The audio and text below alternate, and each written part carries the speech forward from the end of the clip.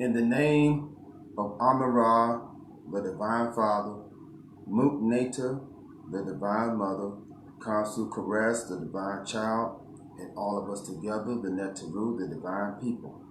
I am Pharaoh Khonsu Nuheka Kapara, the sovereign ruler of the Nubiansufi Empire, gods and goddesses, the UTBA, the United Theocracy of Black America, of Black Canada, of Black Mexico, of Black South America, of Black Europe, of Black Africa, of Black Middle East, of Black Asia, of Black Russia, of Black Virgin Islands, of Black Caribbeans, the entire Black planet Earth, and we're going to add in the entire Black planet Mars. To one and all I say, Heka Hotel. Let me straighten this up on this social media because it's got my camera looking like it done hit some liquor. So we got to straighten this camera up looking like it's drunk, looking like I want my camera looking drunk right now. Let me straighten this up over here. So we got our YouTube family on deck. YouTube family on deck. Social media family on deck. I would have the Instagram going, but you know, we'll get Instagram later on. We attempted to do the Instagram, do the sermons on the Instagram, but right now we're just gonna rock and roll with what we got, right? Just want to make some announcements. I am going to be changing my name to another name, but I'm still going to be the founding Pharaoh, because as you get on a certain level of self-discovery, you know, your name represents your change. And you know, they said that in the Heliobiblos that Adam was made a god. Adam was made a god, meaning he was given gift of dominion. So if you see one of these conscious brothers walking around, they got these scrolls, they got these medallions, and you know, they got this aura about themselves, and they say that they're God. Don't say, oh, that's blasphemy, that's shirk. Oh man, When he said he's a God, he is only saying that he recognizes and he acknowledges that he has what? Gift of dominion. That's all a God is, to have gift of dominion. So if the biblical Adam was given dominion over all of the beasts of the field, was given the power to name the animals of the field according to his language. Because everybody's going to name something according to their language, not according to somebody else's language. You speak in Spanish, what you gonna call a cat? Gata. Or whatever, you know, you're gonna call it whatever your language is. So, you know, only people have the power to bestow names on other things. You know, a dog can't say I'm a dog. Goody. A bird can't say, hey, I'm a bird. All you know is that is what it is according to the language that you speak. But it is man and woman who has the power to give a name to a thing. In the ancient KEMETIC teachings, see my camera keep trying to wobble. I think it got drunk before I went on. My camera kind of drunk right now. I don't like that. It keep on moving and grooving. I'm going to have to get something and put it in place. But as I was saying, to give a name is a powerful thing in the ancient Kemet, ancient Nubian, ancient Kush. It was said that Ra, right? They said that Ra, after he emerged out of the waters of Nu, right? These cosmic waters. After he emerged out of these cosmic waters. But they said that he originated from the golden egg. So once he had,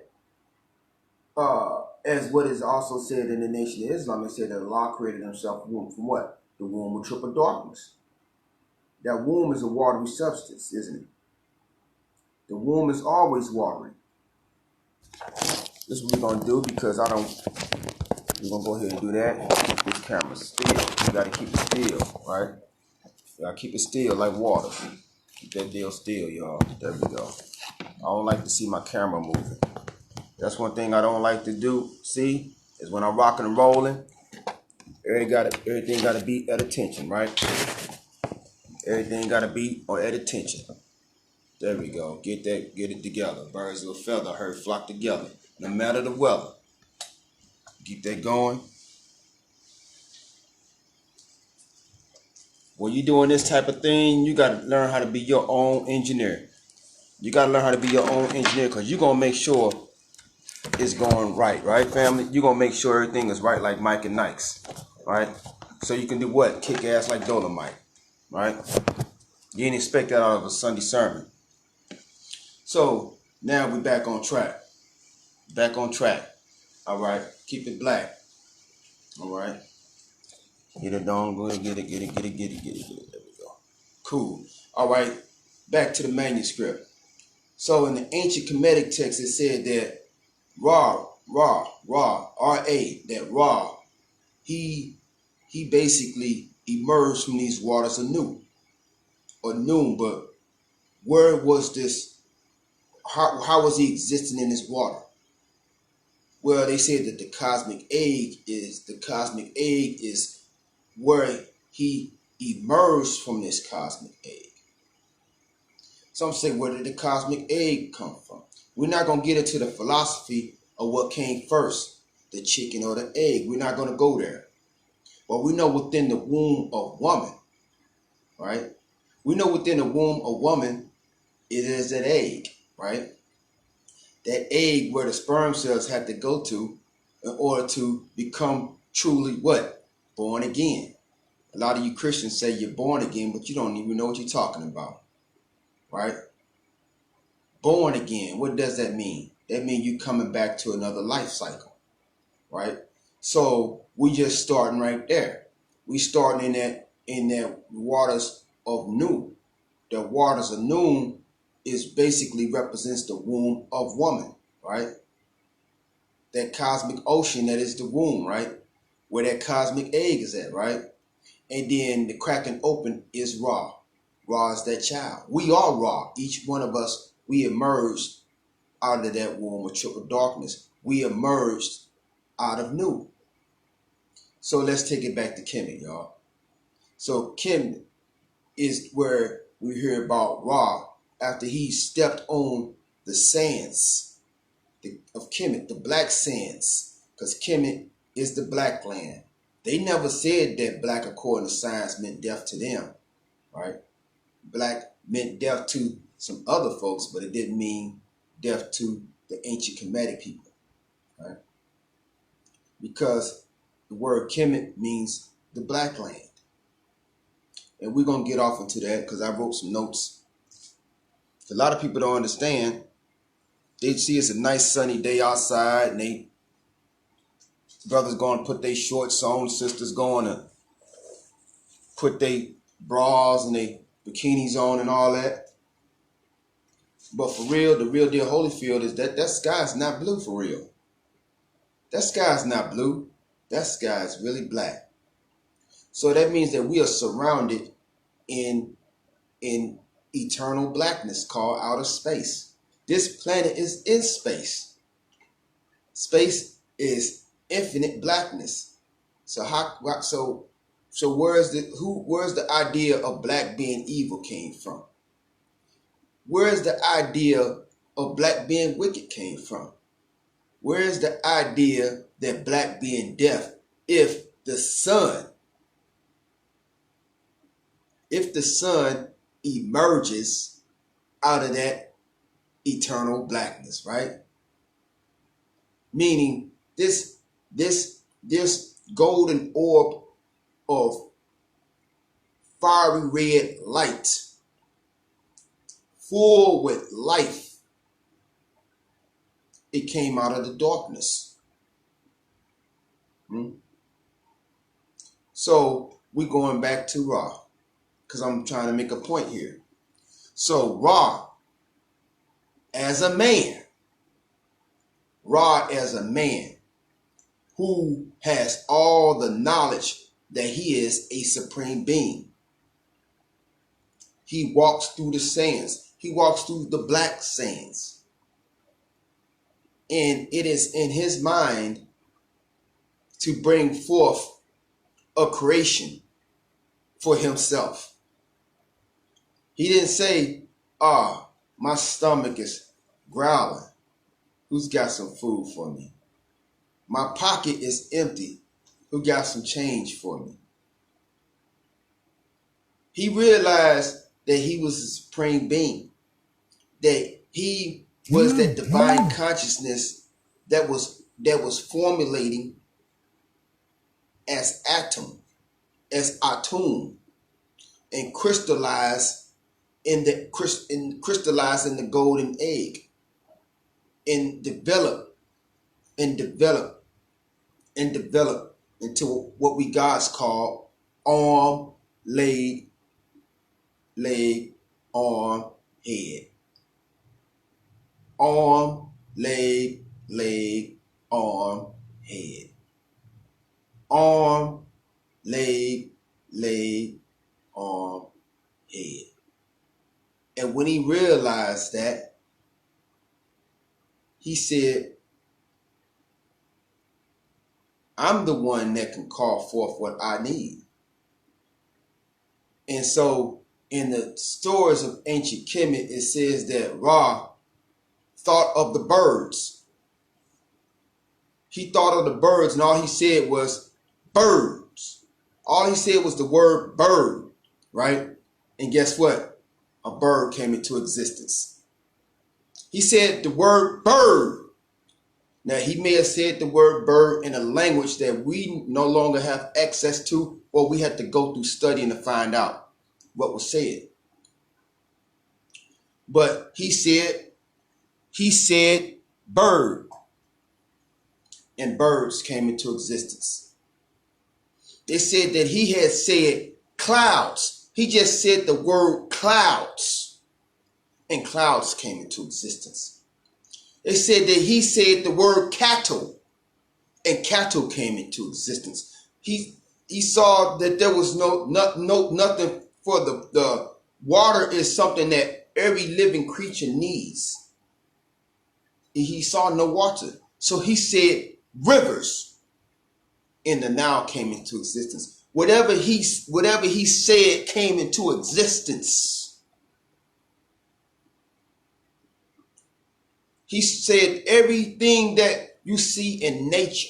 When you watch the Discovery Channel, you see all of the serpents and the crocodiles and the leopards and the cheetahs and the hawks and the vultures and all this other stuff, all this wildlife, the trees and the mountains.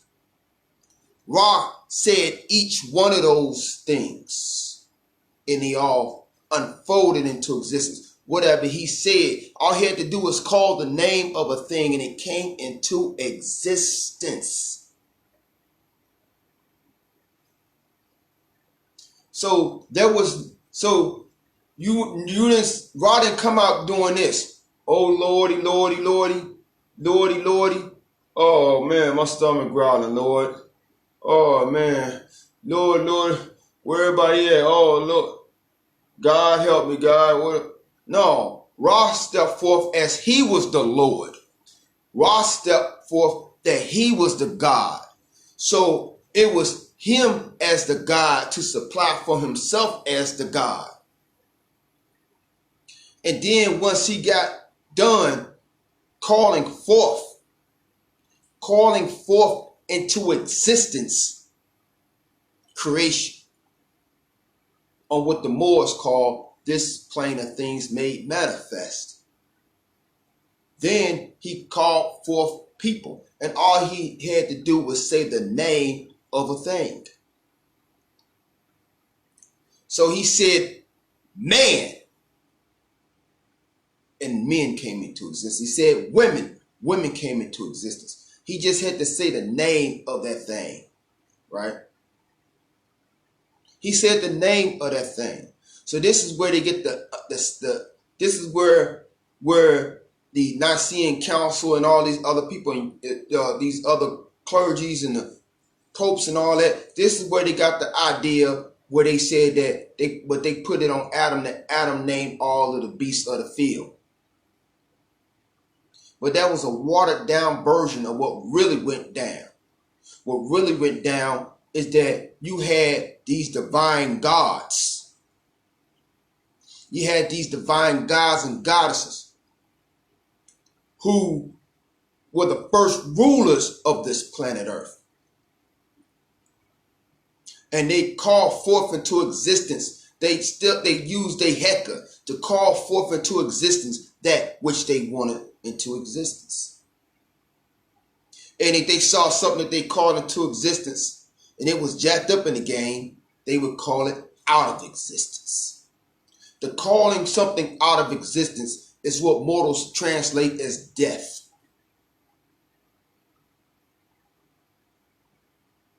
See, the beasts know that we still have that power.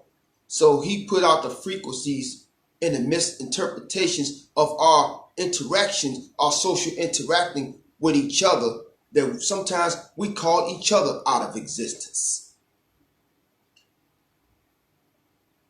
You know? That nigga think he's something. He got that job. He dressed with a suit and tie. That nigga ain't nothing. Hope he lose his job. Matter of fact, I hope he lose his life. Damn, you that jealous that you hoping that not only that he lose the income that can probably put food in his family's mouth and, you know, take care of his children and his woman so she ain't got to struggle. Now you saying you hope he lose his job. And if that ain't enough, now you saying you hope he lose his life too. Damn. Now, that's where the concept of Shaitan comes from. People think Shaitan or Satan is something under the ground. But what Shaitan really means in Hebrew, it means adversary. That's all it means. Adversary. Not a good or bad about it. It just means that it's a person that's working against somebody else, whether consciously or unconsciously. So now that you're saying that you hope somebody lose their job, or you hope they die too on top of that, you being a Shaitan. That's like I was dressed like this the other day. I had this on, I had my shirt and I was walking, I had my cap on. I was feeling good, you know, getting ready to go down and go to this place. Because, you know, we should be filming the movie, the Black Godfather St. Louis movie. We're in production. And I was going to take a walk to this place, see if we can do rehearsals in their establishment. And at the Melbourne Theater here in St. Louis. And I'm walking, feeling good about myself. And the brother just pulled. I told the wifey about it. The brother just pulled. He was waiting for the stoplight to turn green. He was in his car, his truck, and he rolled down the window. You know, yeah, you know, looked all thugged out, twigs, hair going this way and that way. You got that cross, but you still going to hell, right? See, he thought I was I don't know. He maybe thought I was a Bible thumper. You know, he might have thought I was Pastor Pick a Pig Feet and Deacon Doolittle. You know what I'm saying? That's who he must have thought I was. He thought I must have had a white Jesus on my wall this big. I don't know who he thought I was. But I just said, hey, brother, this is not even a crucifix. This is an ankh right here. This is the KEMETIC symbol of life, brother. That's what this is. And see, he wasn't expecting to get that response. He wasn't expecting that because, see, if I would have had this flag, and I usually sometimes have that flag walk with me, and that confuses a lot of people. Because this brother, he's suit and tie, and he got this flag. He got this flag. He ain't got the military, you know, the typical Black Panther, all all black khakis and boots. So they saying a businessman with this. Yeah, this is my business right here. My business is that I'm building a government. You know what I'm saying, for Black America. That's my business. But when I showed him this, he was discombobulated in his mind because, see, he probably was one of the people that a lot of these reverends beat down. Boy, you ain't gonna never be nothing. You out there hanging around. You know, you going against word of Jesus. You know, Jesus don't like the way you live your life. Boy, you gonna go to hell. Probably his father, probably a preacher or pastor. beating them down, beating them upside the head with the Bible, beating them upside the head. Boy, you gonna go to hell if you don't leave them blunts alone. I don't never say leave the blunts alone. I said don't smoke the blunt and go into the studio. Don't smoke the blunt and go to your job. Don't smoke your blunt and be driving.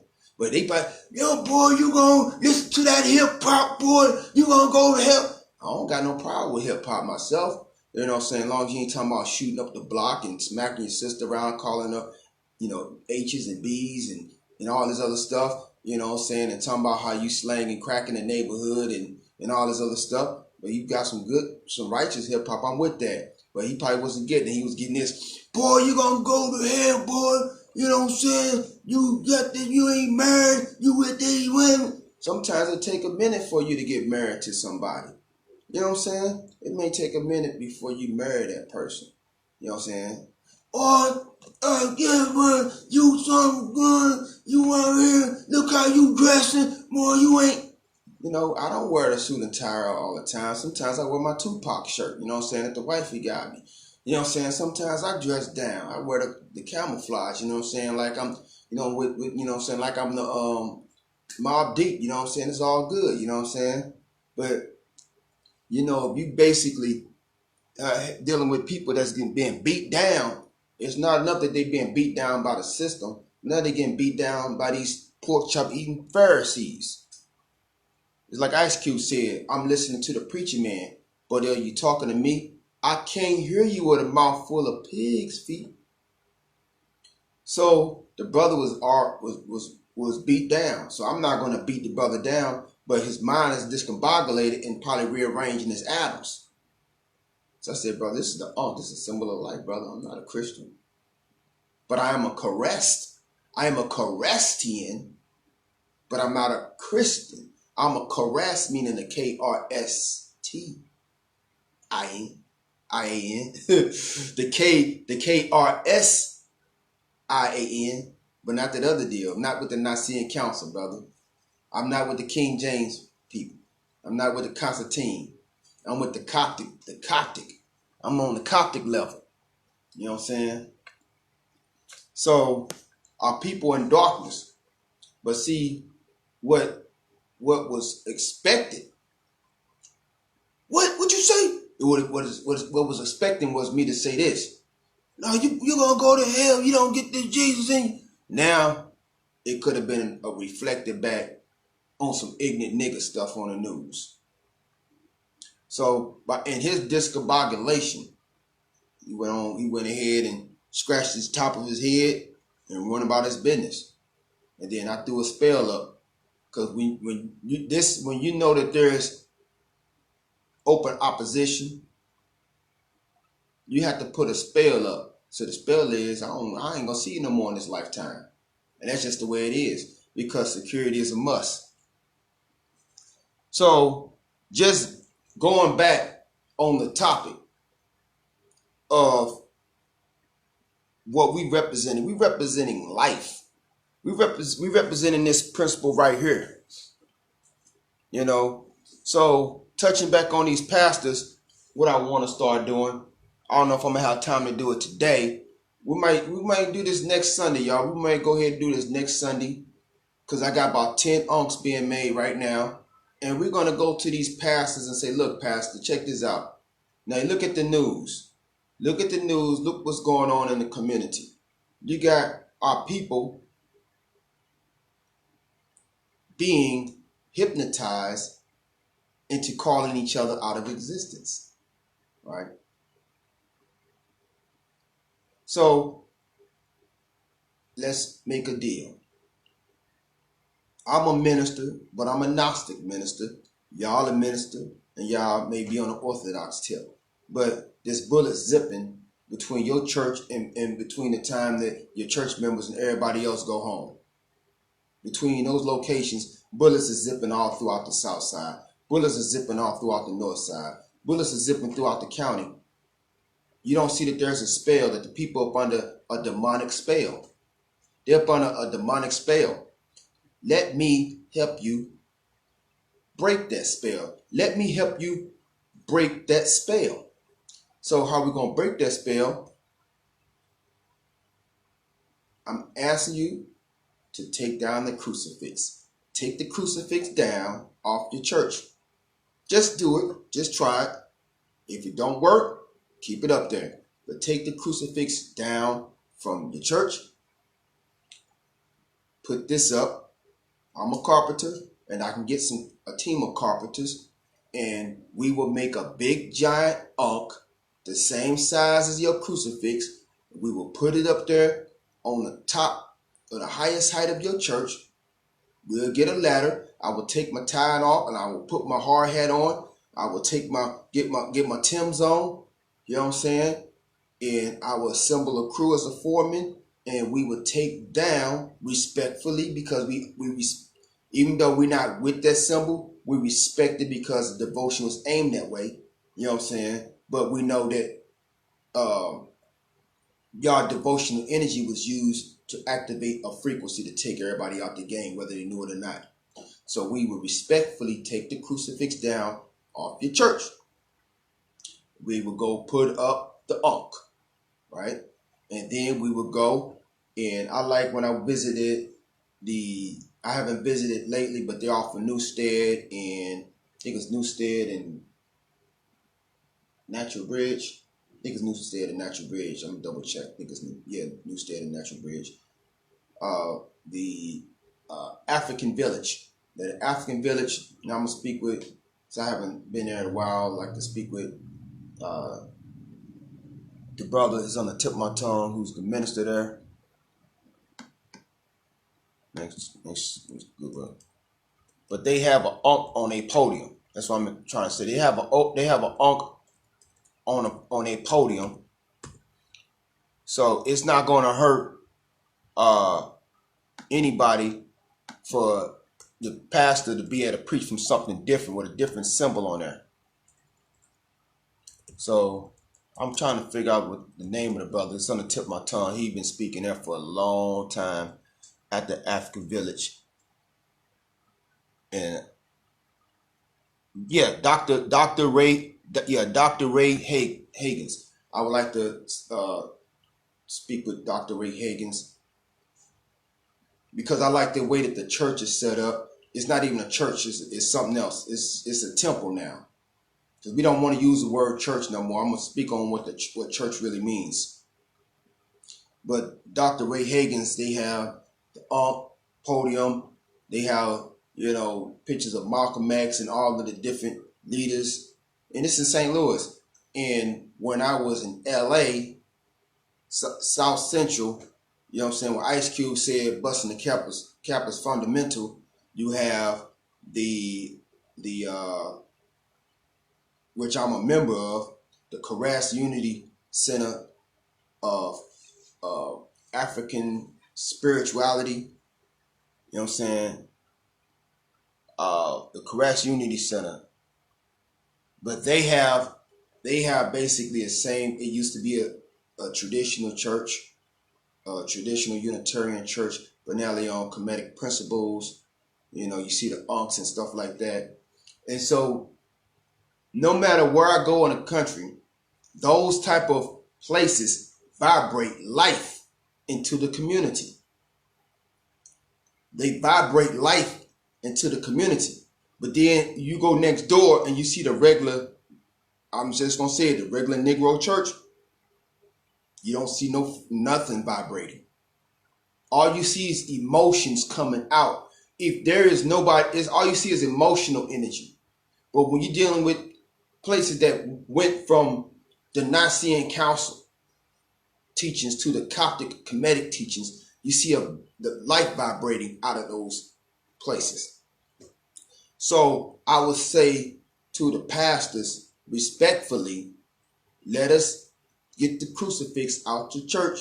We got it off there. We got the ankh there. Now we got to go indoors. And now let's go and move out these podiums. Let's go. Matter of fact, take the whole podium out. Take the podium with that cross. Let's go ahead and just take that whole thing out. Let's go ahead and take the whole thing out. We're not going to play around with this stuff. Let's just go ahead and take the whole thing out. Instead of trying to, cut around. Let's just make a brand new podium. trying to cut this one computer on. Like I said, we going hardcore today, family. We going hardcore to the floor. And that's if we get this on, because like I said, the battery may have already went down already. Looked like it did. Yep. Oh, it's cut it back on. Cut it on and cut up there. Cut on. There we go. So yeah, so family, we coming hardcore. We're gonna go ahead and I got this because I want to be able to show pictures. And what I did last time is I was showing pictures, and everybody on the YouTube didn't get to see what I was talking about, because I was showing everybody on the social media what I was talking about. So people that was on the people kept missing out on what I was saying. So now we got another computer going on, so we rocking and rolling, y'all. Hold on to your seats. So what we would do is we would basically be talking to the pastors, and I want to start that off.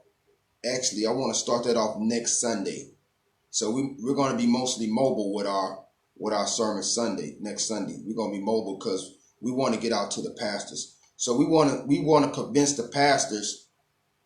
We want to convince the pastors. Look how much they charging for this. This is ridiculous. I'm not even gonna. But we want to convince the pastors to get rid of this right here. This is what we want to do, family. I want to be able to see what I'm doing. Okay, cool. So we want to talk with the pastors on getting this off the top of the church and getting it off. If they got podiums, they got these burnt onto the podiums. Let's go ahead and just take the whole podium out. Let's take the whole podium out of the church. You know what I'm saying? And instead, we're gonna put these throughout the church. Because we can no longer let ignorance be the reason that we keep symbols of death. Just because your mama wore this on her neck, and her mama, which is your grandmama, wore it on the neck, and her mama and mama and mama and mama and mama wore it, that don't mean that it's righteous. That don't mean that it's godly. It only means that you only carrying on a tradition that you know nothing of. You don't even know the occult roots of what you're demonstrating. Just because your auntie wore it, just because your favorite rapper wore it, it doesn't mean that it's righteous or godly. If you look at the history of this thing, over 2,000 years ago, it was what the Romans used as a symbol of capital punishment. So anybody who was considered to break the law, break the Roman law, anybody who was considered to steal from the Roman, like the Romans came in and conquered all the way up to Europe, but you still got people that say to hell with the Romans. This is still my father's land. So I'm going to go out from my house, go a little further up. That tree, my father planted that tree. I'm going to go get a nice shiny apple and I'm going to eat it. And here come the Romans coming in. Because according to their Roman customs, you stole from the Roman Empire. And so now that person is saying, hold up, where are you taking me? This is my father planted this. This is our land. No, we conquered it, so it's ours. And now he's being put on this. So you had everybody from murderers to thieves in the Roman Empire who was put on this. White people was put on this. Black people. All different type of people was put on this in territories that the Roman Empire conquered. This was not a symbol of religious piety. This was not a symbol of, oh, let me see that. Let me kiss it because it's blessed. This was a symbol of capital punishment. So if you still hearing what I'm saying and you wear this on your neck, you might as well go get somebody to carve out an electric chair. where they execute who this present government considered murderous criminals. You might as well go take an electric chair, a miniature of it, and put it on your neck. You might as well wear an electric chair around your neck.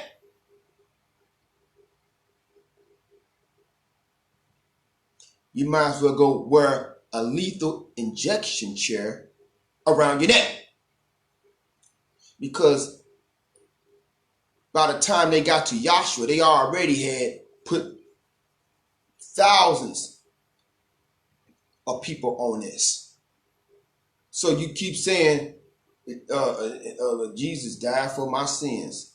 So how about the thousands of other people that the Romans put on this? Did they die for you too? This is a symbol of capital punishment, family. And it radiates death. Not life. Death. So you walking around with death on your neck, and you wondering why people are getting killed and slaughtered up in your family, in your friends, in your neighborhoods, because you all are attracting death frequencies to you. But pastors who went to theological schools that know the history still perpetuate the symbolism. Instead of saying, you know what, I went through school, I studied the history about this, I think we need to go ahead and move to something else. You don't do it because of customs and traditions, which originated from the Roman Empire. And so this is one of the main reasons that there's a lot of murdering going on in the black community across the country. It's a hypnotic spell. This is the same hypnotic spell that got the Native Americans, so-called Native Americans, start killing each other off.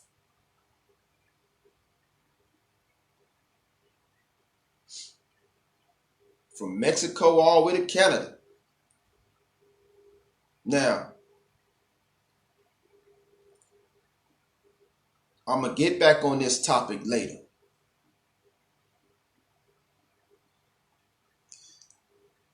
But the main thing it is in my topic, I'm going to get on it. But what I want to do is talk with the pastors and get the pastors to be in alignment with us replacing that symbol with this in the churches. And say, look, pastor, I'm not coming to you out of disrespect, but I'm coming to you out of love for the community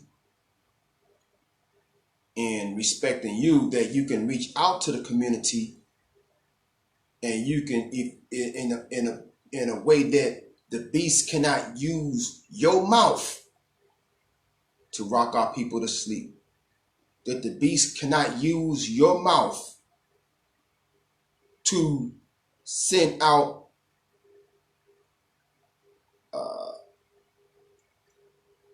mental and verbal kryptonite.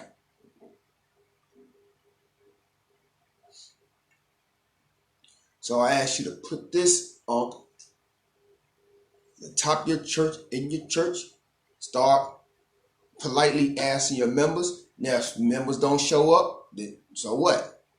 But ask your members, could you please, we're doing an exercise, we're doing a spiritual exercise for this church, and we want to see, is it going to bring about a positive effect on our community? So we're asking everybody to please do not come in the church wearing this symbol right here.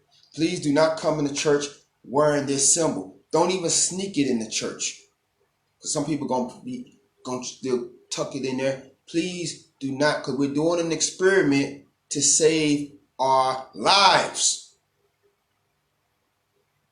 So as the pastor, as the reverend, as the deacon, we're asking everybody to do not come into the church wearing this. Don't have it on a person, because we're going to try this Egyptian. Look, we all black up in here. We know we got, before we came to America, or we all Moorish or Nubians or whatever we want to call ourselves, we got our roots go back to this, not to this. So we want to do an experiment based on our roots.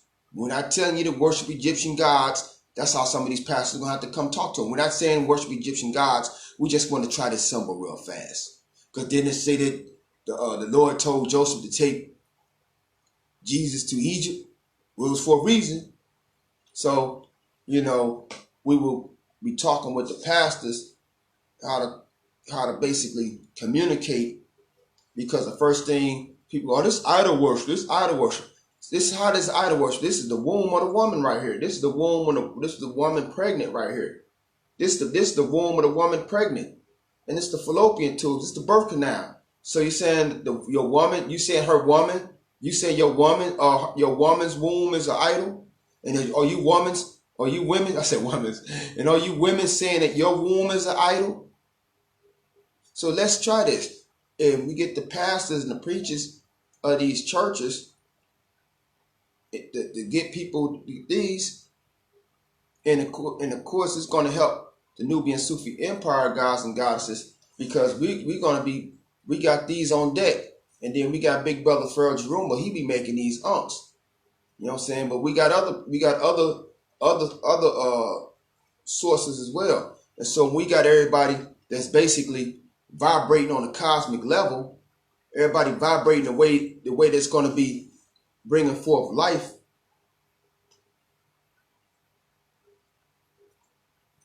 Get the right symbols up right there. So if we got everybody in the church, and you know, we had a little bitty unks, like the little bitty unks, you know, we passing out the little bitty unks to everybody. So we get the pastors and preachers to start getting these little bitty unks, so we can go give everybody a little bitty unk. Some of them, they look gold. Matter of fact, we talking about like these, like this. So we get everybody, the pastors come get these unks from us, right?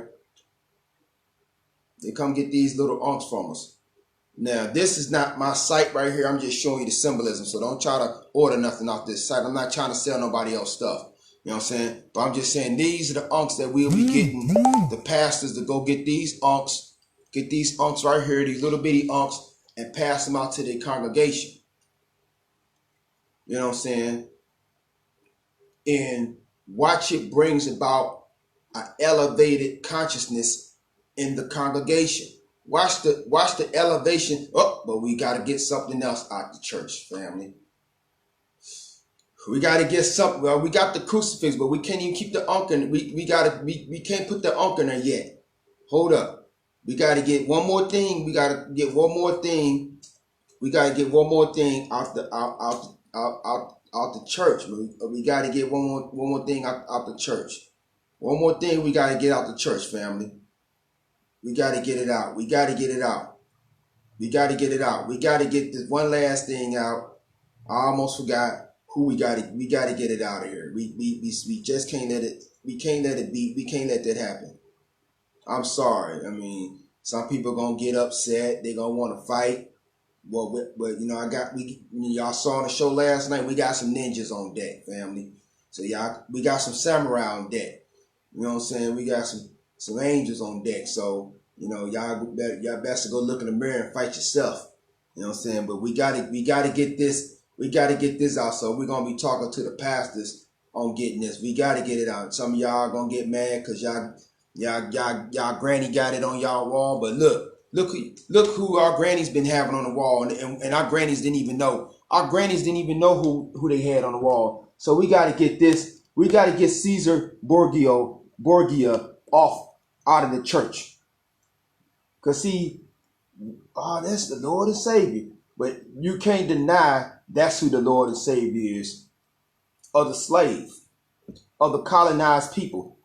So basically, a colonizer, a warlord, barbarian, Caesar Borgia, who was the son of a wicked pope. This pope had told Michelangelo, "Look, we're gonna take this revolutionary named Joshua, and we're gonna make a religion out of him. We're gonna make a religion. He don't, you know." Some of, you know, our great grandparents, you know, conquered many lands under the name. So we're gonna go ahead and get an image because we're going into some darker areas. So we can't bring we can't bring a Yahshua looking like the people we getting ready to conquer. What territory? South America, and it wasn't called South America at the time. They were saying it was basically lands that would later become South America, and also Africa and other places where indigenous woolly hair people would be at. They couldn't bring a Yahshua looking like the same people. So this is what they said. We use my son's image. People say, well, Jesus died for my sins. No, this guy, he died for his own sins. He died for his own sins because he was a murderer. He was a robber. He was a warlord. He was a gangster. And he was taken out by somebody else that didn't even know who he was about. He was taken out by another thug who didn't know who he was connected with. But they took his image and made it into the image that's in your church today. So the colonized people will worship the colonizers. They will worship the warlords who will come into these areas that would later be South America, Africa, you know what I'm saying? Canada, the Polynesia, all these areas. Basically a mask for this, a mask for the invaders right here. And all the way up to today, when we're dealing with the police brutality, whether it's dealing with in the murders that the police have done, white police, when we look at here in St. Louis, how Ferguson kicked off with Mike Brown and this officer who was not a part of the demographics or the community, but he came in as an invader. He came in as an invader. You know, came in as an invader into Ferguson. And when he left, one of our youth was laying dead. A youth that could have been the next mayor of St. Louis, the next governor of the state of Missouri, the next senator of the state of Missouri, the next president of the United States. His destiny was stolen by an invader. Right? And 9 out of 10,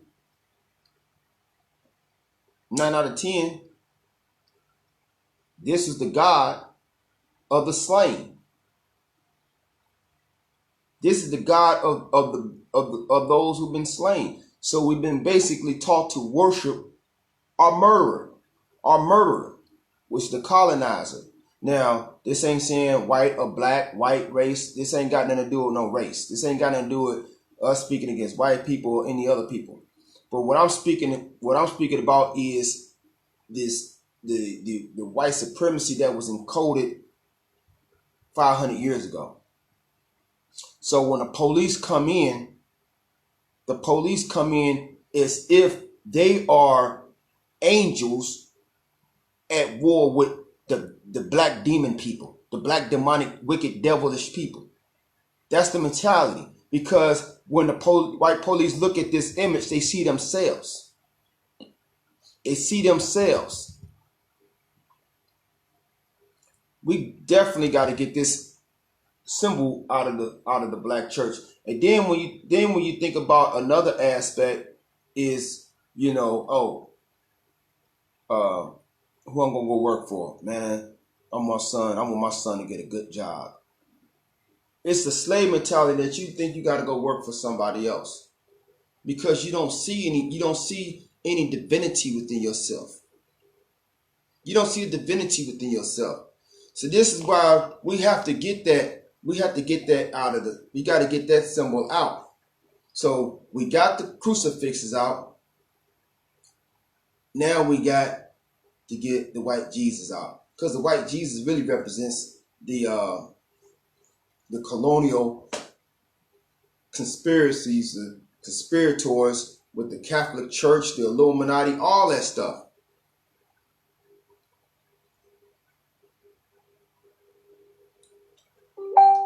Now, what do we do?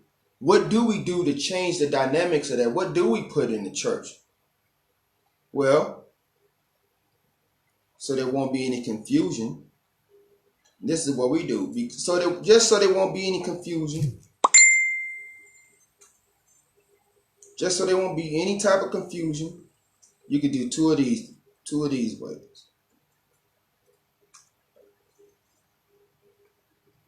This is an image that we Nubian Sufis like. When we think about the Most High God, you know, we'll say Amun Ra, you know what I'm saying, or we'll say different names, because, you know, in ancient Kemet he was called Amun Ra, it was called, or just regular Ra, or just Ptah, or Khnum, or Khepera, you know what I'm saying? But an image of God like this in the church, something like this, you know what I'm saying? You know, because the black on black killing is, a lot of that is also due to black on black self-hate on your own self.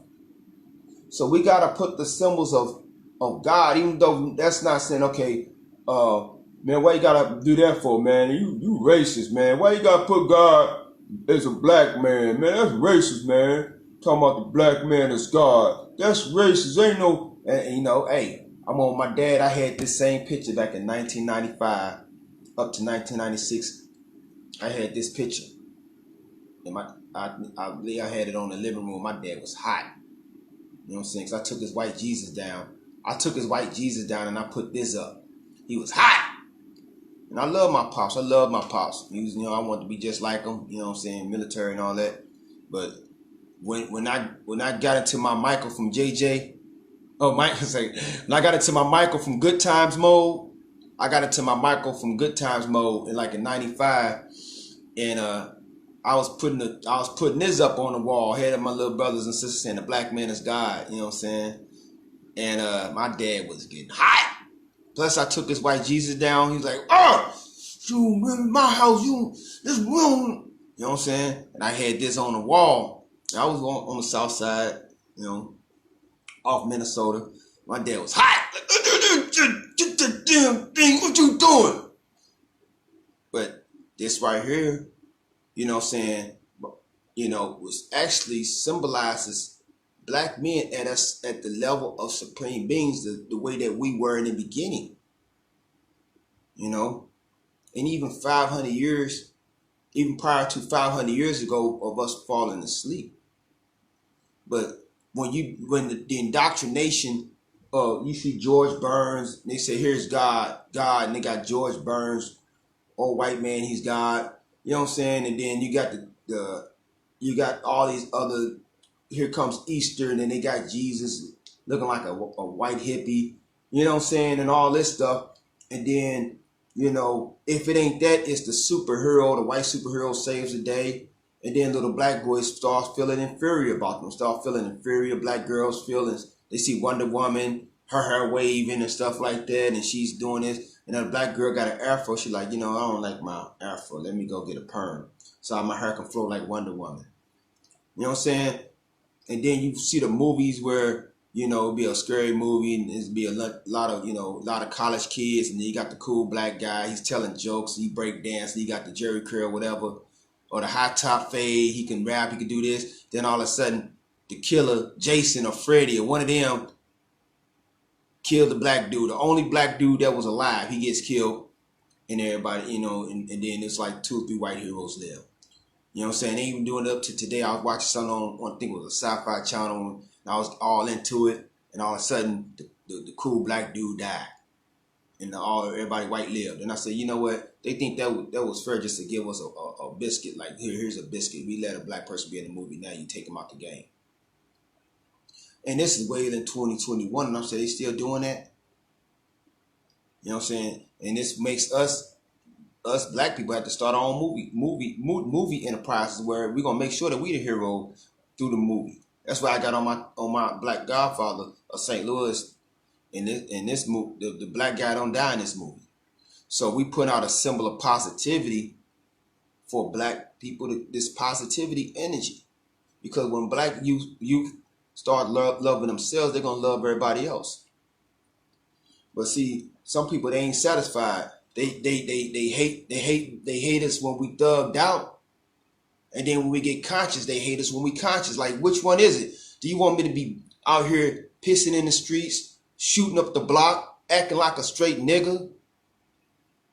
Because I'm under white Jesus and it's not doing nothing to discipline my mind or bring my consciousness up out of savagery. But now I'm pumping this. I'm civilized. I'm starting my own business. I'm working with the community. And you're hating on that too? So this is the image that we will prefer when we speaking with the pastors, especially when they got those Sunday school books. Let's let the children look at this right here.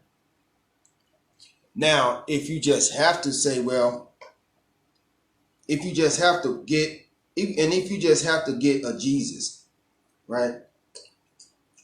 Now, some people, because they're mad at what the Nicene Council did with the name of Jesus or Yahshua, as is the Hebrew, just because of what they did wrong and what Michelangelo did for this Pope that I showed you, now they want to say ain't no Jesus. Jesus didn't exist. Because some say Jesus didn't exist because there's no J in the alphabet. Well, because there's no J, the J don't mean nothing. Just because there's no J now, J, okay, take the J out, say Yahshua. Now, how about Yahshua? Well, Yahshua existed, all right, but he wasn't black. So some would even come in and say, when I say, they say Yahshua didn't exist, and this is coming from, no, the pro-blacks will say there's no Jesus because there's no J in the alphabet. All right, pro-blacks, I hear what you're saying. All right, we put a squash that. Say Yahshua then. Then they're like, they get stuck right there. But then on this side, we're dealing with fundamentalist Christians, and then you deal with some that's people that just don't want to see Yahshua as a black man. So they say, well, he may wasn't white, but he may wasn't black either because he was a Jew. And then they'll walk away, and I have to pull them by their collar, like, hold up. You ain't gonna be able to pull no Yankee dank on me. Because I understand that Jew comes from the word Judah. But let's take the J off and say Yehuda. It was the name of a Hebrew tribe, Yehuda, which is the lion, the tribe of the lion, which also connects with the Leo constellation. So when you want to say that Yahshua was a quote-unquote Jew, it still will boil down to the Jew concept being no different than saying that somebody is a Muslim or somebody is a Christian or somebody is a Buddhist. So a Jew is not a race. A Jew is a religious title. That's what needs to be said to the ADL. So I know the ADL, every time somebody do something, say like somebody that practices Judaism, they go out and do some extortion or blackmailing or whatever, you know what I'm saying? You call them out for doing criminal acts, you get the anti-Semitic thing going. But they only doing that over the masses of the people because the people don't understand that Jew is not a race. It is a religion.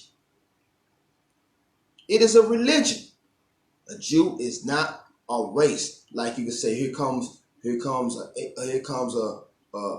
Asian person. Here comes a Hispanic person. Here comes a Caucasian person. Here comes a black person. You know what I'm saying? Or whatever you want to say black is, or racial. And you could, as you being born into a race, any religion can be your religion. You could be a black man that can be a Muslim. You could be a black man that could be a Christian. You could be a black man that could be a Jew. You could be a black man that could be a Buddhist. You could be a black man that could be a Hindu. You could be an Asian man that could be a Muslim. You could be an Asian man that can be a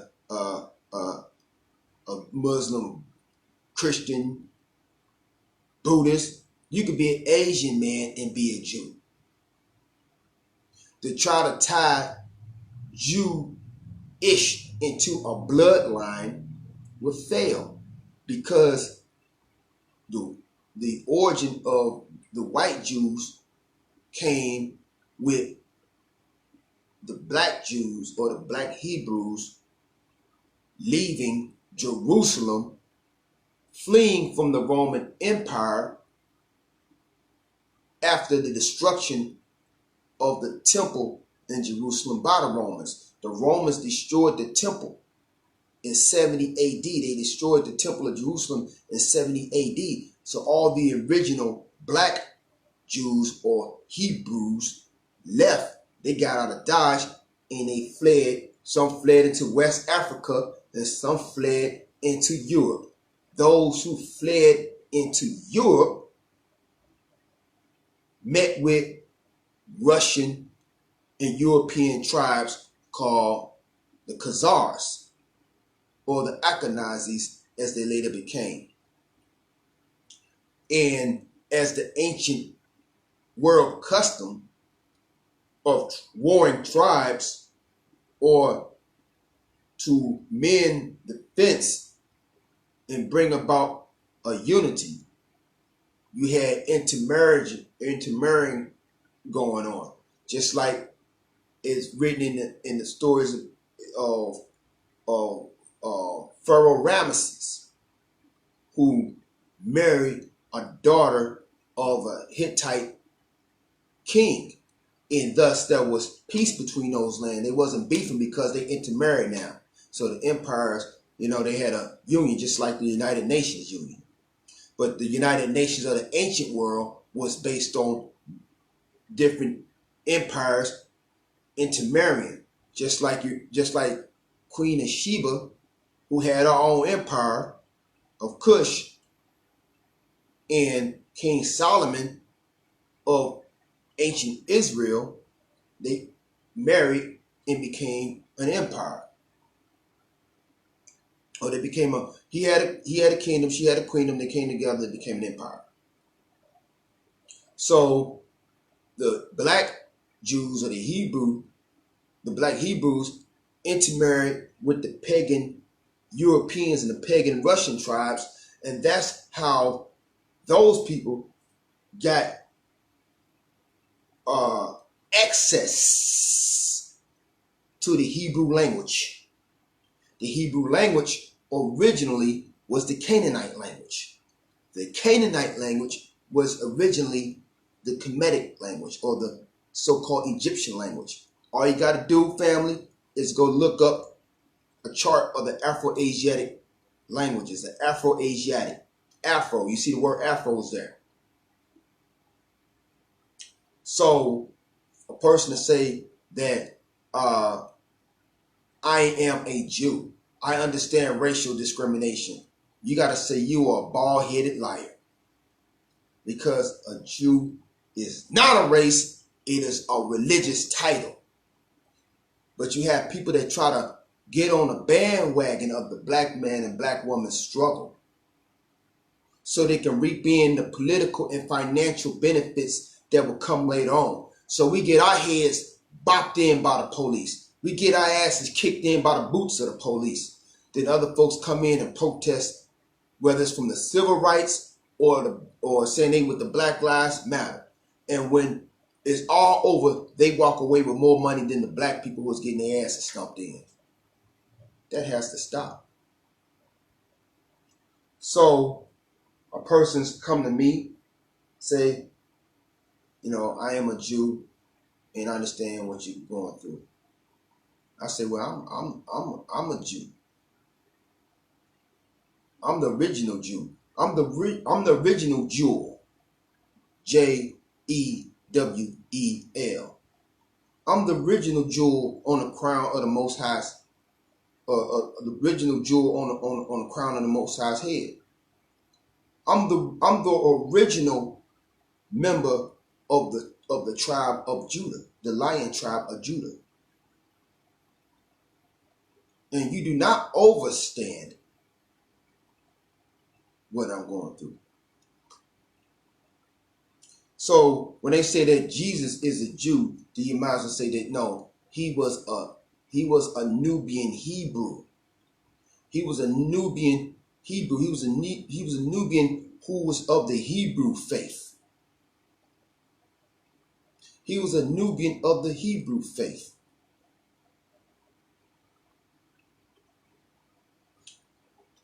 the Nubians of Egypt today only because of the Islamic invasion 1400 years ago.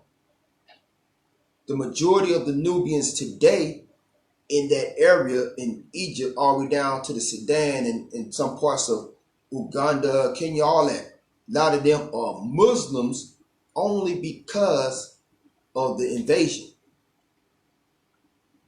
Before that, they was Coptic. Before that, they was Coptic.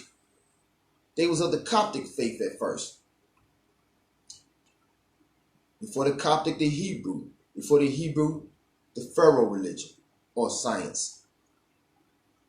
So Yahshua was a Nubian who spoke early forms of Hebrew called Aramaic.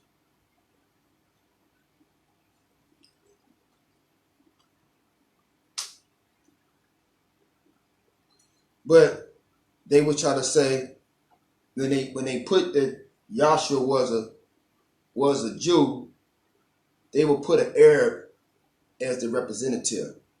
But the Arab people did not populate all that land until the Prophet Muhammad teachings that he inherited from Bilal, which is called Islam, which we say is Maya. It was only after those who came later started to use those teachings to conquer. And that's not what those teachings was given to them. They was not given those teachings by Prophet Muhammad to conquer folks. But just like all other religions, you have a master that'll show up and he'll drop some signs and symbols, and then his job is done. The followers get the teachings, the next thing you know it, somebody get a wrong interpretation, somebody get fanatical, politicians step into the mix, generals step into the mix, and next thing that those spiritual teachings become an invader religion. So it went on with Christianity, it went on with Islam.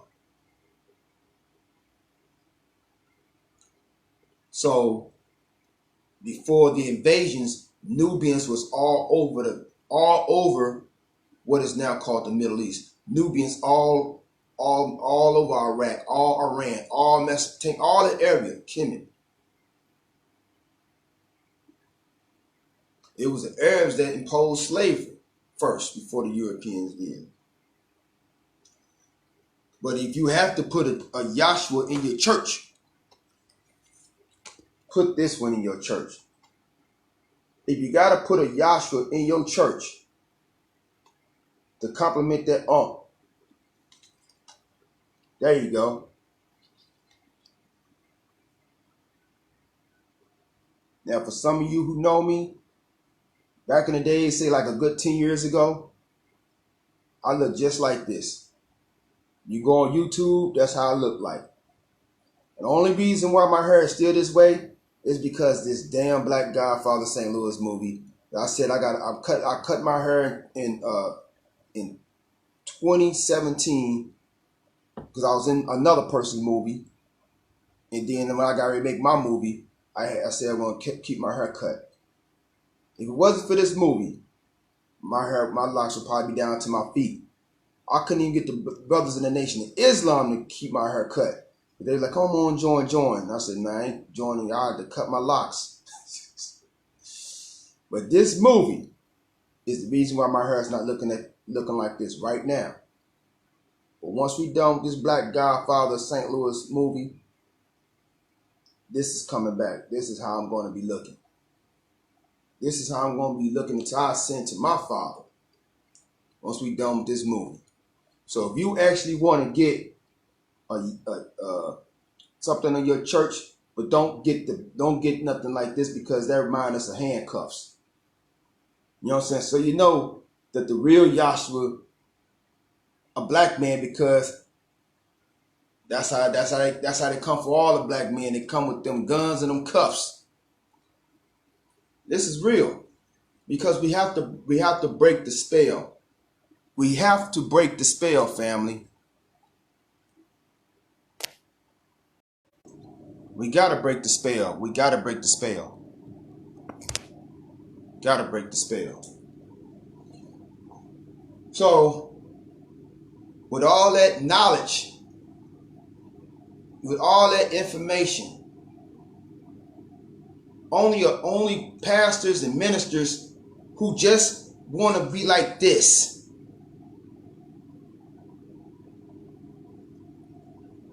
are gonna risk our people's salvation due to them wanting to be ignorant. Ignorant does not mean that you don't know.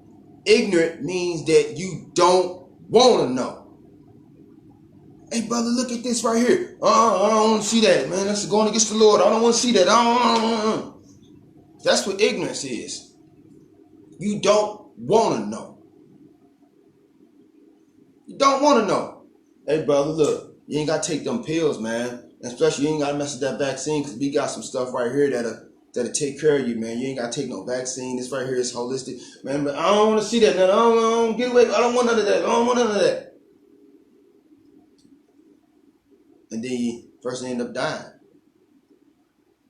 Dying by the virus and the medicine of the beast. That's why in the book Hosea said, my people are destroyed for lack of knowledge. Now, I want to get back on something because I mentioned my pops. Who I love, and may he rest in, or rise in power. Now, during my shamanic journeys, I kept seeing my father. He had tons of books. Like, man, I didn't know they let y'all read books in that realm. So I guess if you don't get it here, you're going to get it somewhere else. You don't get that knowledge here, you're going to get it in another realm and be ready for the next life. Now, I want to get back on this real fast. Now, this is, we Nubian-Sufis, we say Amun-Ra, but we got another name for him. But we say the Amun-Ra just so we can give a unification. And this would clear us other confusion. Because, the Honorable Elijah Muhammad said that the black man is God. Right? Then the 5% Nation took it the next step and said the black man is God as well. You know what I'm saying? And they basically was breaking down what the Nation of Islam said the black man is God, but yet they said that he came in the person of Master Farah Muhammad, and collectively black people are God. You know what I'm saying? On that note, but the Nation of Gods of Earth took it to the level, said the black man is God, and they spoke about, basically Clarence 13X's Father Allah. And they took it to the next level, said that we not Muslims, we God. You know what I'm saying? Now, but yet all this science came from the Nile Valley. And the ancient Sufis was always saying that the black man was God, even before America was even formed. In Moorish Spain, you had some Sufis that was saying El Aswad, the black man is God. Some people don't like the word black, but as we already broke down, you don't like the word black, then get out the universe, because the whole universe is black. Get out the universe then. You can't go out, you leave this planet, all you're going to be is surrounded by blackness. You get in the ship and leave this planet, you're going to be you're going to be looking at an ocean of blackness, as we started off with. That ocean of blackness, that new. You can't get away from the blackness. So there's no such thing as no white supremacy, because nothing is supreme than that infinite, limitless blackness that is outer space. You need some help visualizing what I'm saying? Because some of y'all don't look at astronomy. They got a lot of the people earthbound. They got a lot of people earthbound to seeing the illusion that is this blue sky. This sky ain't really blue for real. It's black. It's an illusion. It's an illusion.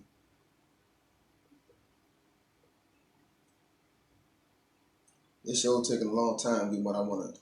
Oh, hold on. That look good. No, it don't look good. I agree. Man, all this other stuff popped up. So this is just a good image of outer space. Y'all can see outer space. My computer got some dust on it. Just go Google something. Look at outer space. All the colors all of the stuff come from outer space. Everything, all the colors. Everything come from outer space. All the galaxies, the suns, all that.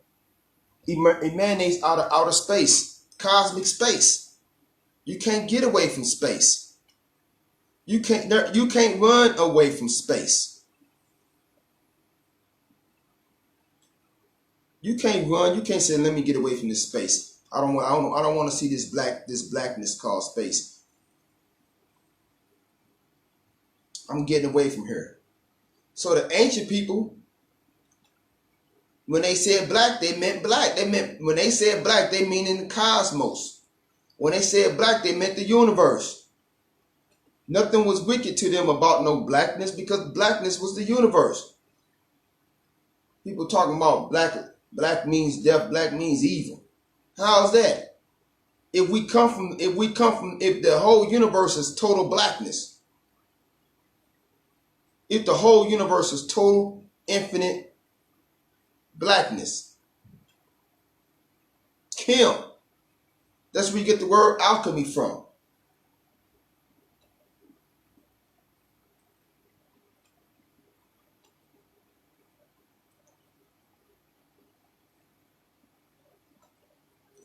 Now I'm be trying to show y'all these pictures, but a lot of times they don't be moving righteous. Cause I'm trying to look for some stuff for y'all, and on lining up with my topic.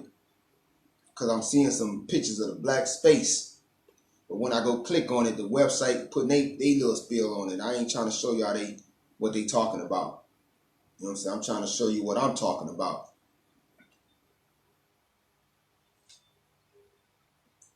Why you think NASA is going out there? Why do you think NASA is going out there? Do you know that they discovered about 4,000 planets that you can live on? 4,000. Why would they go out there if they didn't think that it was filled with life? The blackness is filled with life. Oh, here go a good picture right here. Oh, this is a good one, y'all. Look at this right here. This blackness is filled, blackness of space. It's filled with life. Filled with life. Look, even if this sun was to go into a black hole or dissolve, this whole solar system just be destroyed, another one will be reborn. Another one will be reborn with new life. The space is eternal. It is eternal, and it is eternally filled with life. It is eternally filled with this life right here. That's why it said that Allah was created from the womb. He was created from the womb of triple darkness. In space, he was created from the womb of triple darkness. Ra emerged out of Nu. Ra emerged out of Nu. Allah was born from the womb of triple darkness. The womb. What do you think a black hole is? A womb. That the first God emerged out the womb of triple darkness and start forth creating worlds. Brother told me even if he calls everything, I said everything like a Jamaican. If he calls everything, the whole universe and creation to basically implode, dissolve into itself. Even he calls himself to dissolve into this, back into nothingness, chaos. You know what I'm saying? And back to atoms again. Another God will emerge. Another Allah will emerge. Another Ra will emerge and kick off a whole nother cosmic creation. Hope y'all understand what I'm getting at. There's no end to this. This is where the Yahshua was saying that I come to bring life and life more abundantly. No, he didn't say I come to bring a crucifix and crucifix more abundantly, or I come to bring death and death more abundantly. We don't ain't no vampires around here. He said he come to bring life and life more abundantly. Life, meaning that he was demonstrating the science of the womb.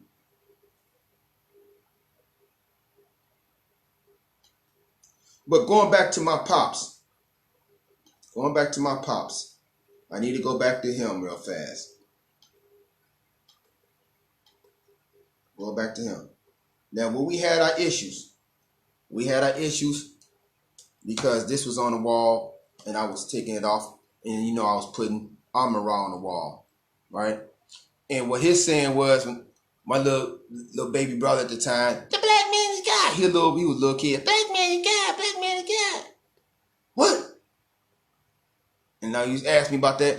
Like, ain't no nappy-head nigga God. Ain't no nappy-head nigga God.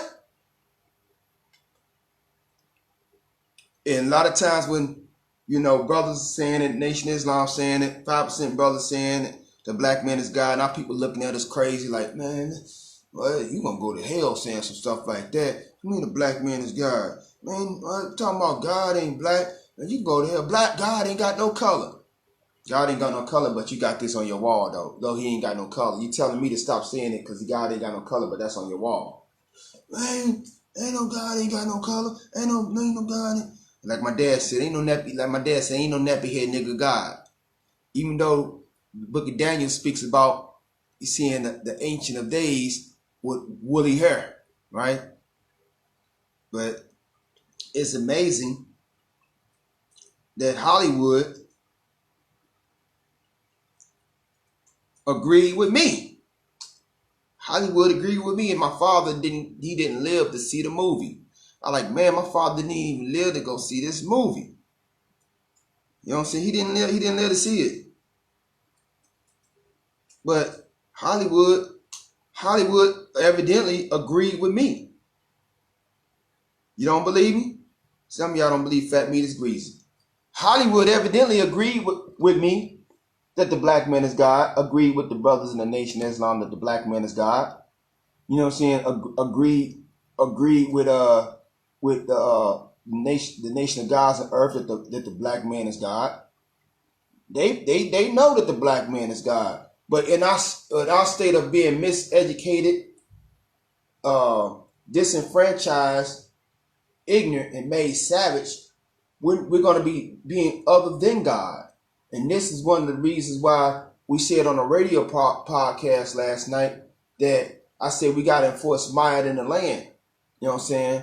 And then one of the brothers said, well, law is only to be enforced for for wicked people. Righteous people don't need laws. So yes, we gods and we goddesses. We don't need any laws on ourselves. We don't need no Bibles. We don't need no Bibles being read to us and no Qurans. We don't need. We the one that as it said in the Holy Quran. We sent down the Quran. We sent down the Bible. We sent down the Injil. So we don't need those things. But our people have been made other than righteous. So if the people out there have been made other than righteous, then they need some laws.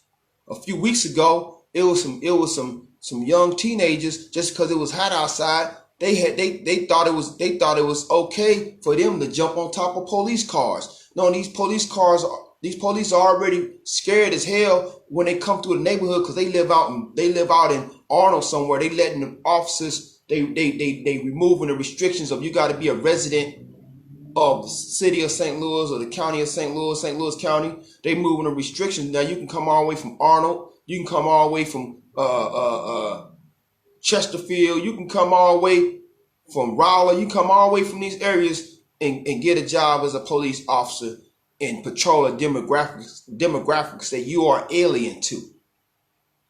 The patrol of demographics that you're going to be pooping in your pants every time you go through there.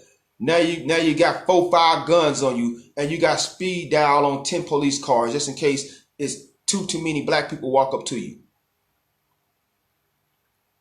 And you got these youth jumping on top of the police car. I'm looking at the news. Look, you jumping on the police cars, on top of the police cars, and the people and some ignorant young girl, she got the camera out, ignoring wisdom. She got the camera ignoring the wisdom that she's putting herself on television for charges, knowing these beasts is ready to grab some people up. Doing a recap of what happened at the U.S. Capitol in January, doing almost a mini recap of that.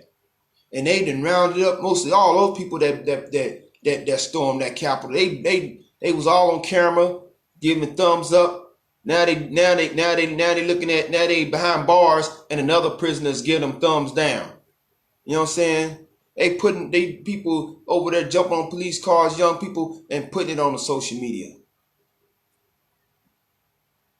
And knowing their mamas and daddies ain't got no bail money because they working at a 9-to-5 job. Them folks said $100,000 for each one of y'all. Y'all parents gotta pay $100,000 bail. Ain't nobody got $100,000 put a house up. Ain't nobody got no house to put up. Mostly every black person is renting. You probably got a small handful of black people in St. Louis that's got their own houses, and they can afford to put up a house or two. Majority of black people, and y'all can't say I'm lying, majority of you black people in St. Louis and throughout Black America, y'all renting from somebody else. So you can't afford to put nothing up that you don't own. And then you really, some of you really can't afford no damn bail nobody out because you working at a 9-to-5. Your boss gonna loan you $100,000 to bail your badass kid out of jail that you didn't enforce the law of Mayat on, like we've been telling y'all to enforce the law of Mayat. Well, we tell them to follow the 10 Commandments. We tell them the Sunday school to listen to the 10 Commandments. Thou shalt not steal. Thou shalt not kill. See, you telling somebody what they should not do, and their ego gonna make them go do it anyway.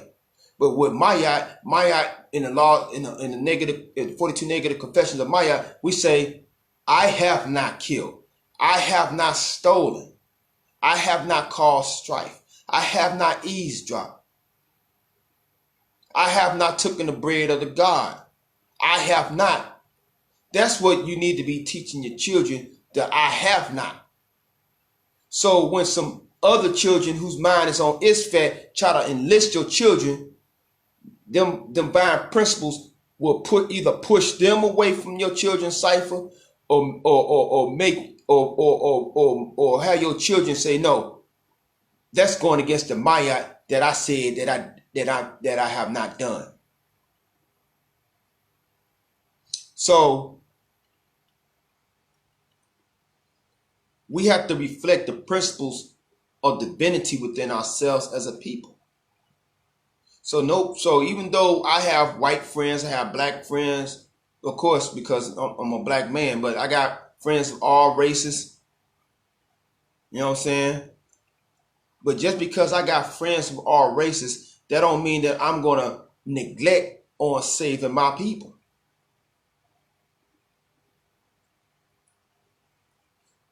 In the name Yahshua, you get two things. One means, some say it means Yahweh is our Savior. But it also means to save you from the 4 elements, because you get the Yod, He, Vahe. Yod, He, Vahe. Those are 4 elements. So I'm representing mastery over the 4 elements, because these 4 elements can be positive or negative. Right now, the 4 elements are being used against my people. So I'm saving my people by using the 4 elements, using the elements of God. The 5th element is spirit. So I'm saving my people. So I'm saving my people because that's what a Yahshua does. A Yahshua saves his people. Whether it's God sent the Savior to save the people, or the Savior is freeing the people from those occultists who are using technology that was derived from God against the people. And a lot of things that we have built has been used against us. So a savior comes to save his people, right? So I come to save my people, and I lift up other brothers and sisters to save our people, because we all are collectively Yahshua. Those of us who are awoken to the knowledge of ourselves. So there is no need to look for a Yahshua to come down from the sky, or come someday, one day. We are here today. The Gnosis is here today. So going back to this picture right here, that even Hollywood agreed that the black man is God.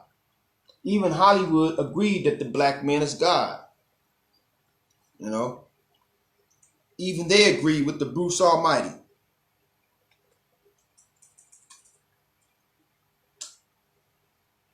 As you can see right here, this is a prime example.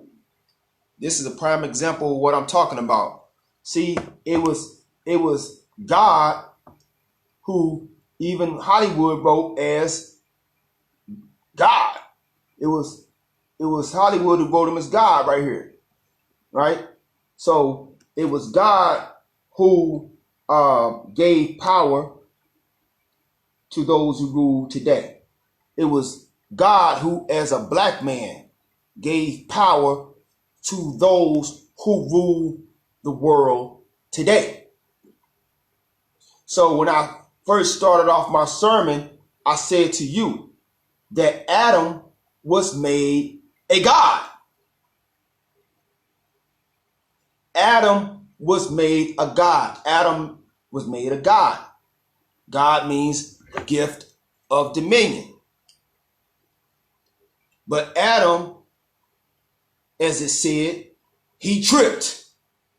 Adam tripped, you know, and him and his woman was what? Kicked out the garden. Was kicked what? Out the garden. Yep. You look at in the Heliobiblos, Yahweh, as God in the Bible was called, in the Old Testament, the Old Testament God is called Yahweh. You know, actually from Moses got the name God Yahweh from Jethro. Before that, it was El. So you got El, then it translates into Yahweh. So Yahweh, God is Yahweh, is the one who said to Prophet Moses that I'm going to make you a God. I'm going to make you a God before Pharaoh, right? A lot of y'all skip over that. Y'all skip that a God made another person a God. So when I say that I'm a God, or this brother say he's a God, y'all looking all crazy. But it was a God that made me a God. I didn't make myself a God. I was running around as a wild Negro. Yes, I was. I was running around stealing. Yep. I was running around as that person who say, stick them up. Drop it like it's hot. I was running around as that person. I don't care if you the size of Debo, I'm getting into a fight with you. Even though I'm going to get whooped and stomped on. Ignorant. A fool. It was a God that pulled me to the side, put some scrolls in my hand and some knowledge in my head, and made me a God when I didn't know who I was. And that's how the circle of the gods go. It's always a God who will come and make the next person into that, or waking that other person up to their divinity. It was a God that made me a God. And then I made other brothers into gods. I gave them the infinite life, the abundant life. I gave them the infinite life and the abundant life when they was in a stage of being Negroes, meaning they couldn't grow no higher than their knee. They only had knee growth. That's what the word Negro means. It means knee growth, right? It was a God that made me a God. And it's always like that. It's infinite and it's eternal, and no devil can stop God from birthing himself. No devil can stop God from birthing himself. This is how God lives on for infinity. This is how God lives on for eternity. There is no mystery God. There is nobody up in the sky coming down to save us. There's no devil with a pitchfork under the ground to poke us in the butt with a pitchfork. You can either be a God or you can either be a devil in this lifetime. If you're moving according to the laws of Mayat, you're going to be a God or a goddess. If you're moving according to the science of Isfat, which is chaos and destruction, you're going to be a devil. Plain and simple.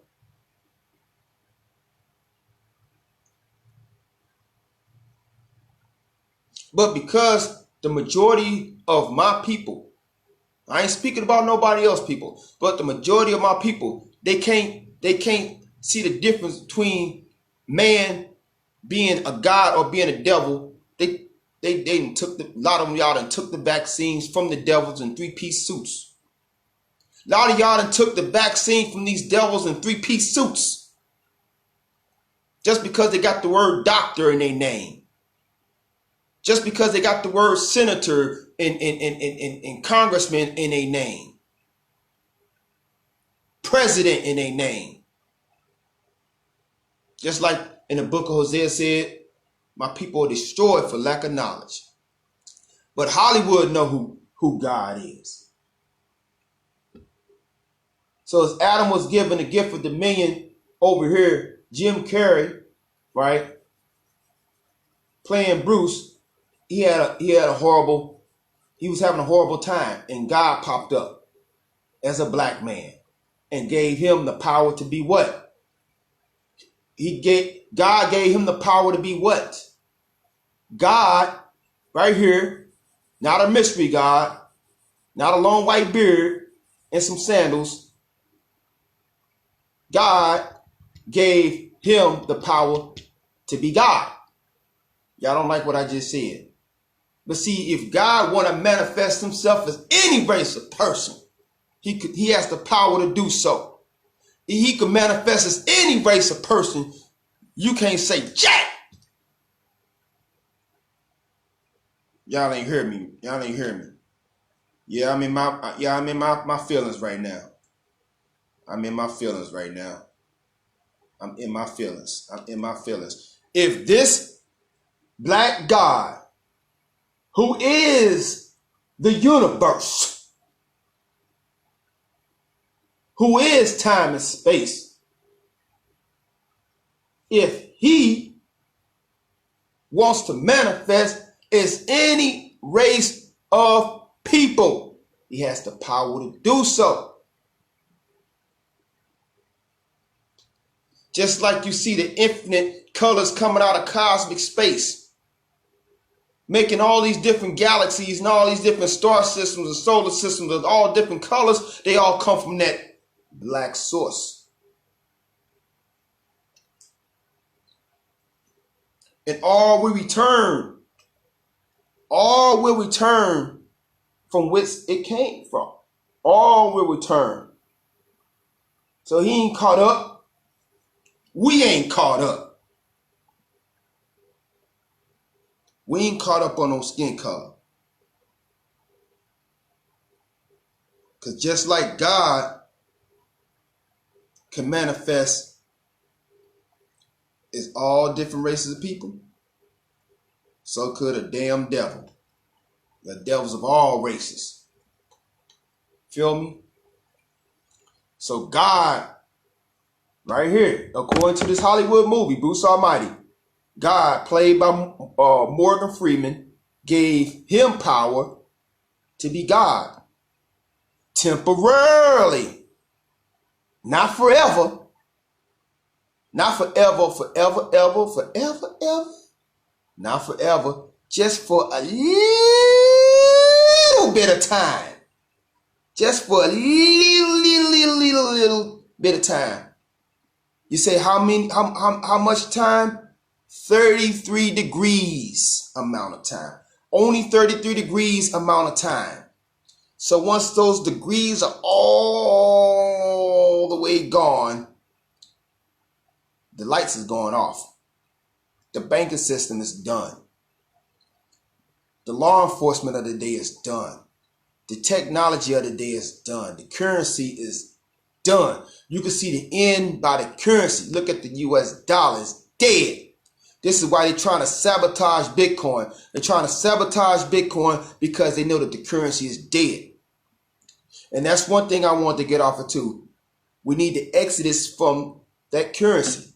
This is why they're trying to sabotage it so you can't be free to become a millionaire or billionaire and up with the rest of them. But as the Holy Quran says, God plans, man plans, but Allah is the best of planners. No, man plans, Allah plans, but Allah is the best of planners. So South America with El Salvador, I know the actual, that one country, family. Check it out. South America they made Bitcoin the official currency. So South America, in the other South American countries, all them countries that was considered third world countries, if they officially adopt Bitcoin, they're not going to no longer be third world countries. They're going to be first world countries, and their income is their monetary system is going to be 1,000 times higher than the US dollar, and the European euro, and the English pound. All they would need to do is to keep it stabilized, is to insert some gold. So I don't know, the Nubiansufis might have to go to South America real fast. Then we got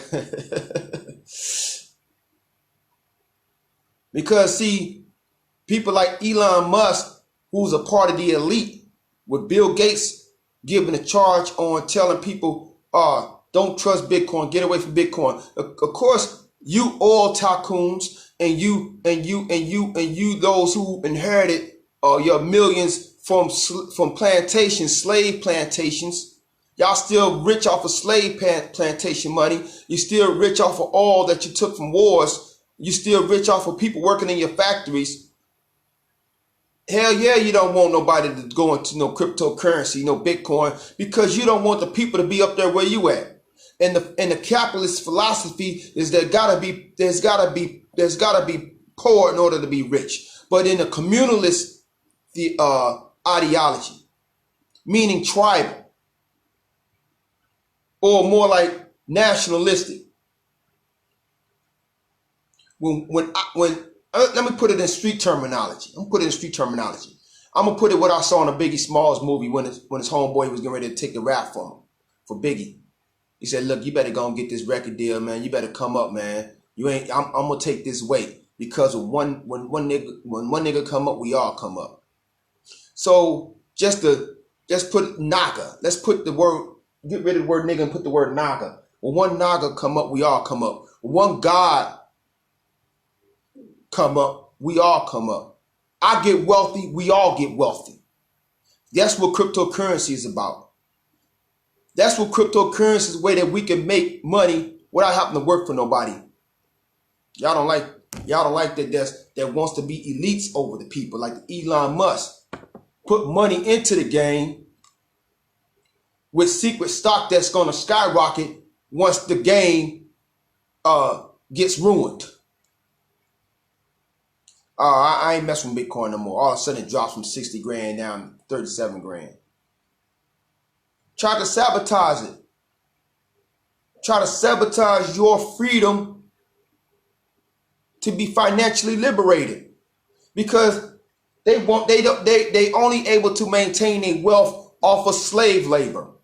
This is why they said, "Oh man, they getting too much money. They need to cut their unemployment off. Man, we need people to come work for us. We need people to come work for us." See, this is the thing about the secret between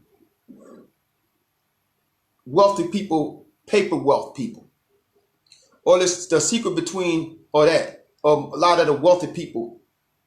They got all the time. They got all the wealth in the world, but no time. They got all the wealth in the world, but no time. They don't have time to keep the wealth going. So they buy your time from you. You got all the time in the world, but no money in your pocket. So they come and buy your time from you. They come and buy your time for $8 an hour, for $10, $11, $12, $13, $14, $15, $16. They even go high because they buy your time. Your time is worth more than their money. They could open up a factory in Gary, Indiana, knowing they're gonna make in that factory they're gonna make probably about a good $500,000 a month. Times that with a year. If they're able to produce these type of t-shirts, these shoes, these hats. This is the idea of the one who bought the daggone factory and training his son not to work with you as an employee. He's training his son to be your boss, to be your manager. And you could smile and tap dance and break dance all you want, but and be there for 20 years, but it's time to go. It's time to go. You get nothing but a kick in the ass. But the boss man, he can't get, he don't have the time to go out there and try to make all them shirts with his own hands. He ain't got no time to go out there and try to make all these shoes with his own hands. Even though he knows he's gonna make $500,000. He knows he's gonna make $500,000 a month pushing out these shirts and these shoes and stuff. That's why they behind right now. I'm St. Louis. I'm up in there working in the factory. You know what I'm saying? Breaking my back. But the owner who owns the building, he ain't breaking his back. He probably said, okay, I'm gonna make $500,000 a month off these products. But if I say, how about $50,000 just to have people working for the next full month, then I gotta pay $20,000 for products. I'm not gonna hire 20 people. I'm gonna hire about 15 people. Okay. Let me cut some days loose. So he's trying to figure out the way to keep that, to make that $500,000 and try to find a way to basically hire you guys for pennies. Hire you for pennies.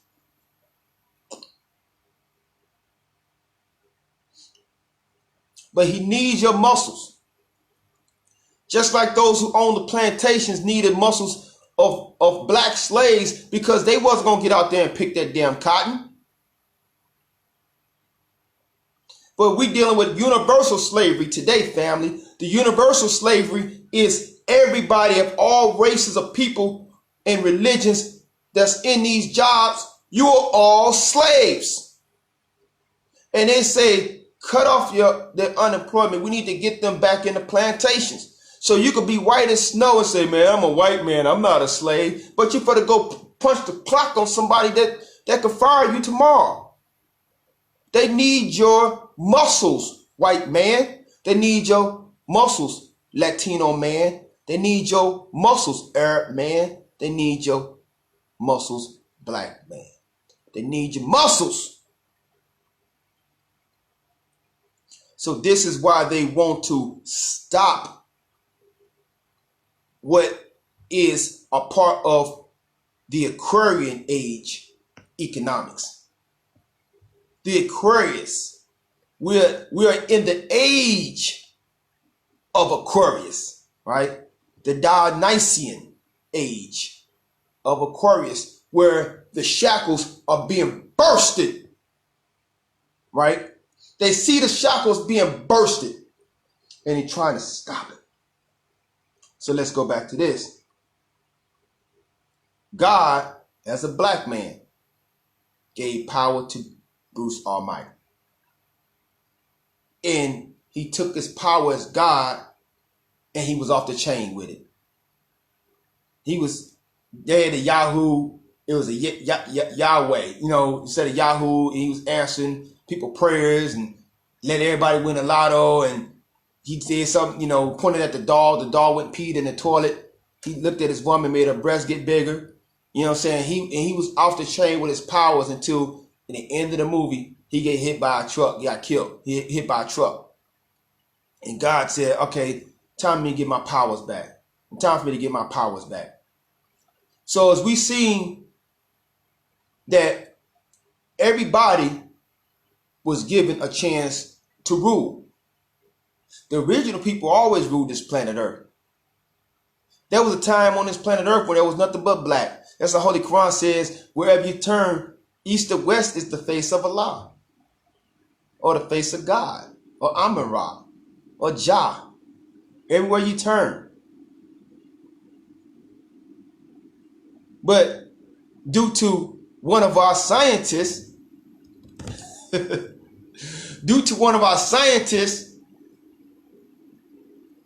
Mr. Yakub, or who's called in the ancient Kemetic teachings, Imhotep. Imhotep, who built the first step pyramid. He was also a priest at the top. Due to him doing genetic experiment, he was the father of eugenics on grafting.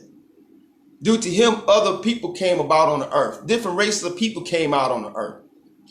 And the gods had to do maintenance over the different people and settle them in different regions where they could be able to prosper into their own independent nations.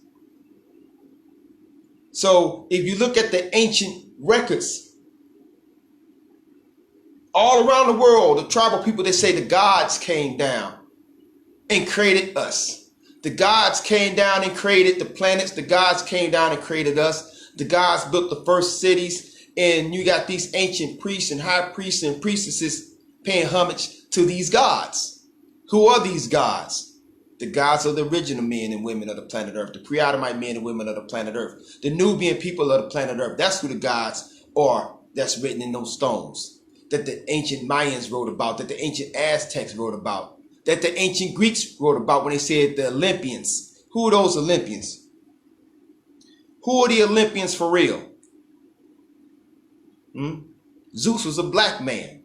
He was a black god who was in charge of all of the gods at that time. Right? And Dionysius was his son. Right? That's where you get the first concept of your Jesus from, Dionysius. Right? We'll go off into that later. If not another time. So it was Yakub who did his experimentation that brought about the other races. So the Asian peoples was during the time of the Genghis Khan. They was in their time of ruling the world. The Genghis Khan and all that stuff, they was ruling the world at that. But the Europeans came in during the time of the Marco Polo and all that other stuff 500 years ago. And they got hold of the baton from the Asians with the gunpowder. The gunpowder gave the Europeans edge. Plus, they was working on the white Jesus psychological symbolism, conquering the conquer people psychologically with the white Jesus character. But the gods still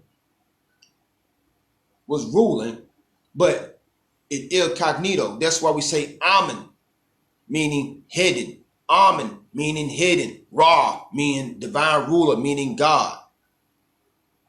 Lord, supreme being. So because it was the natural time for the original people of the planet Earth to go to sleep, because you had a supreme God who ruled every 25,000 years. That was the supreme God. But the Elohim, the circular gods, they only had a 7,000 years circuit rule. So within that mix, 6,500 years into that Elohim cipher rule is when the original people got ready to shut it down. because we use telekinetic powers to control the planet. We use the mental, the telekinesis, the telepathy to control the technology of the planet. So we didn't have to go lift our muscles to go pick something up. We could telekinetically bring it to us. We didn't have to go and farm and go work whatever we wanted. We could just magically materialize. But because it was time for us to charge our solar system and let the planet be 500 years without us pulling on the resources to let it rejuvenate itself, we did what we usually would do. And like we've been doing, we would take that now. That's why I said that God created in 6 days. On the 7th day, he rested. So we was resting. At the time that the baton was being passed from the Asian world rulers to the Caucasian world rulers. Before the Asian world rulers, you had the what we would consider the brown, Spanish or that type of mix, South America and all that. All that was an empire to itself. You know what I'm saying? With the black and the brown peoples. You know what I'm saying? So it was the brown before the Asian. So by the time the black man got ready to sleep, the white man was coming to consciousness as a world ruler and an explorer. So this is where the symbolism of God giving his power. You could be you God now. So in our slumber, our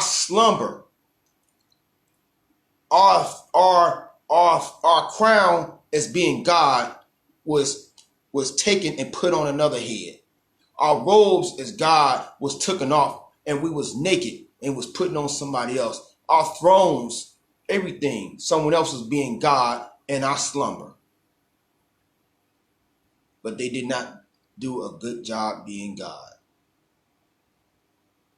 They did not do a good job being that. Because for 500 years, rape, pillaging, murdering, and slavery and all type of things, degradation and spoiling of human resources and natural resources is what we get today. So now God is saying, time to get my power back. Because you had used your technology to do, this is the last straw. You use your technology to create a virus that poisoned the whole planet full of people. You use a virus through your wealth, through your political connections. You created a virus and then try to blame it on another country. You use the virus that spread around the world, decimated economies, and now you're using the people who created the virus, you're using their medicine to inject into people. So now people are getting victimized twice. They're getting victimized by a virus that's really a frequency and smart dust to sicken the immune system. You ever seen something like, when you spray a roach with the and then the roach he all jacked up, shell cracked up. That's how the people are looking with this vaccine, and they created this thing that distorted the makeup of the whole. I want to say the human family. The economy's jacked up, and now they create a vaccine where they're supposed to have the good intentions on saying, let's clean up the mess that we did with this. We need to get these people this stuff and clean up. If the vaccine was something that was righteous and it was basically righteously for the, something got messed up, let's heal the people, I would be with the vaccine if it was, hey, these people got messed up over this coronavirus. You know what I'm saying? Let's get these people healed up. But the vaccine is not just for, it's not for that. It's for to track people. And it's to manipulate their DNA. So now people are getting, and they're forcing it. Like the article I posted, is doctors put a lawsuit in the federal court, dismissed them and said that these doctors' words or concerns are not valid. Either you're going to take these vaccines or you're going to be fired. So now it becomes the mark of the beast. It becomes the mark of the beast when you're forcing it. Like I was talking to wifey, I said, I'm with anything that allows a freedom of choice. Just like in their own book, in their own Bible, it says free will. So now if you're forcing people to do something, it's not free will. You violate the person's free will, you're being a devil, you're being a beast. So now it's the mark of the beast officially, because the federal court told these doctors who have careers based on treating people that's sick, you told these doctors, F you doctors, you're going to take this mark of the beast or you're going to lose your job. So due to that fact, the people are being forced, even the people of God who love God with all their heart, they love God with all their soul, they're being forced to turn their head away from God's will. So now God has to come and take his power from them. So this can represent all those who's talking about take the vaccine and all these banking institutions and everything of this world. God is coming to take his power back. This is why I say this is the prime time, everybody, that you get away from their crucifixes, you get away from their money systems, you start buying your own property, you start buying you some land, you start setting up electrical generators, you start adopting, getting away, like I say, get away from the dollar, go to crypto, because what they telling you, what they told those doctors, we're not going to give you no more paper money unless you take the mark of the beast. We're not going to give you no more paper money. So what we going to tell the beast? To F you, beast. We don't need your paper money. We're dealing with cryptocurrency. And so people that want to come to me for some healing, for some medicine, they got crypto. I will accept the crypto. And all of you doctors, now this is to all of you doctors who stood up against the beast. I'm blessing all of you. This is coming from Black Jesus himself, the real Jesus. I'm blessing all you doctors with abundant life for you standing up against that damn beast. I'm blessing you with abundant life, doctors. I'm blessing you with abundant life, doctors, for you standing up against the beast. And all you doctors that are going through medical tyranny, all you doctors throughout the United Snakes of America who's going through medical tyranny, I advise all of you all to come together. There's plenty of commercial real estate throughout the country. There's plenty of commercial real estate throughout the country. Go 100% holistic, because if you all go 100% holistic in your medical practice, they can't say nothing, because they have no way to dictate holistic medicine. And look, I got some products from Ghana, you know what I'm saying, holistic medicine, and then some other brothers and sisters got some stuff. We open up some holistic hospitals from Los Angeles to St. Louis to New York, from New York to St. Louis to LA, Los Angeles. We open up holistic hospitals. People can go in there and get holistic treatment. Y'all put y'all money together. You know what I'm saying?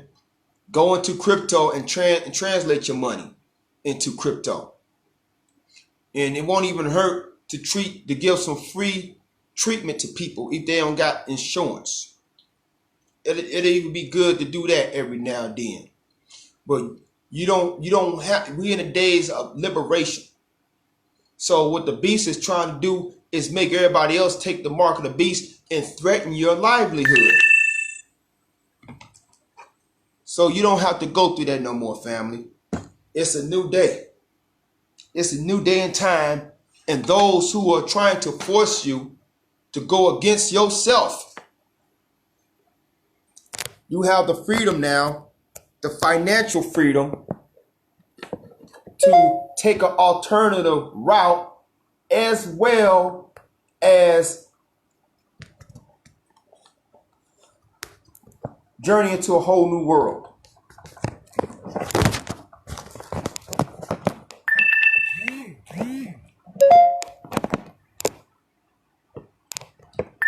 I had to do this, y'all, because the battery started getting low as a limbo stick. How low could you go? There we go. I hate when that happens. We can't have no batteries low on this.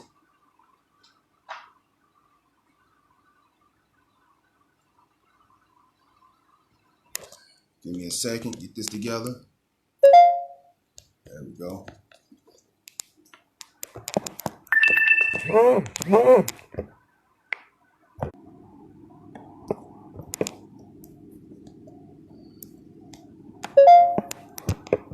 There we go. All right. Yeah, because I don't want my family and Facebook like, man, he talking to them and we want to finish hearing what he's saying. Yeah.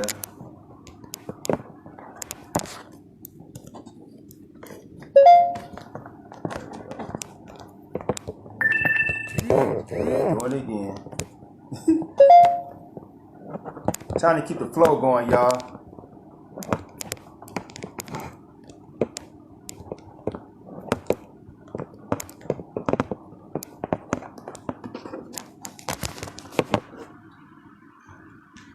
There we go.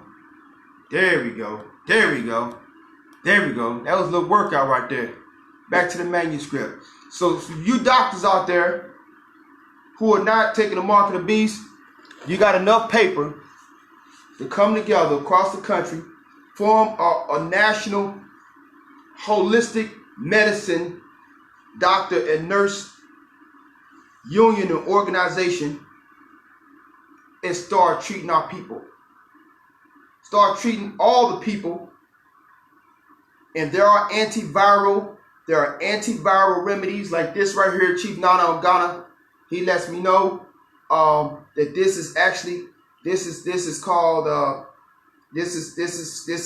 but it's a different type of way that is the African terminology, because he's gonna be asked for the ingredients, because a lot of my patients, they want to know what the ingredients is. A lot of my customers, they want to know what the ingredients and stuff like that, and so he's also getting this in capsule form. So this is all antiviral. I'm nicknaming it the COVID killer, because of some people that's been taking this, that he's been treating. It's been decimating and destroying the COVID. You know what I'm saying? And so we also got the Afurica. So you doctors, look, I'm not the only one. There's other people that's got holistic medicines, and we can take care of the people through that way. And we can all do this through cryptocurrency. If we really want to get on some economics, we could do this through cryptocurrency, because their dollar is no dollar at all anyway. That's no good anyway. You know what I'm saying? I'm personally am getting away from paper money, dependency on it. Now, we get the crypto, we can always translate it into any currency around the world. But to be dependent on that paper money is to be dependent on the beast. You notice you're not harming the trees when you're dealing with cryptocurrency. When you're dealing with paper money, the trees are being killed, right? You need wood into paper. So it's probably it could be even the trees that's been sending the ideas out as well for a new type of currency to be developed, so you won't keep on killing them, which is the trees. We need the trees for oxygen, right? It's all good. You said, how could a carpenter talk about wood? That's a paradox right there. That's a paradox. So, family, peep game. I had all my notes right here. So, as I was saying, God, the real God is coming to take his power away. Actually, he's not coming. He is taking it away. See, we don't want to keep on doing that. We don't want to have that where we just thinking of somebody coming one day. Because it's been a lot of our people, they went to their grave waiting on God to show up. There's some of y'all grannies that went to the grave waiting on God to show up. Who you waiting on? I'm waiting on God. How long you been waiting? 60 years. Dang. Well, I ain't gonna be the next generation waiting. Now, some of you say, well, that Bruce Almighty and that whole thing, that ain't the first time that hold up, God on. Now, this is a movie, it's a show called Lucifer, right? There's a show called Lucifer that's on Netflix. Now,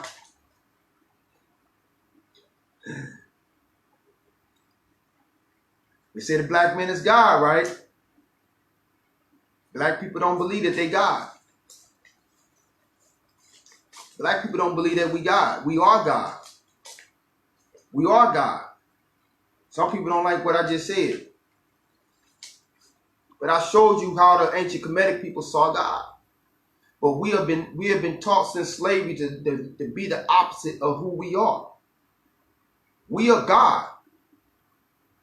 But all races of people have the potential to manifest the God within themselves. This can really be a planet of nothing but gods and goddesses.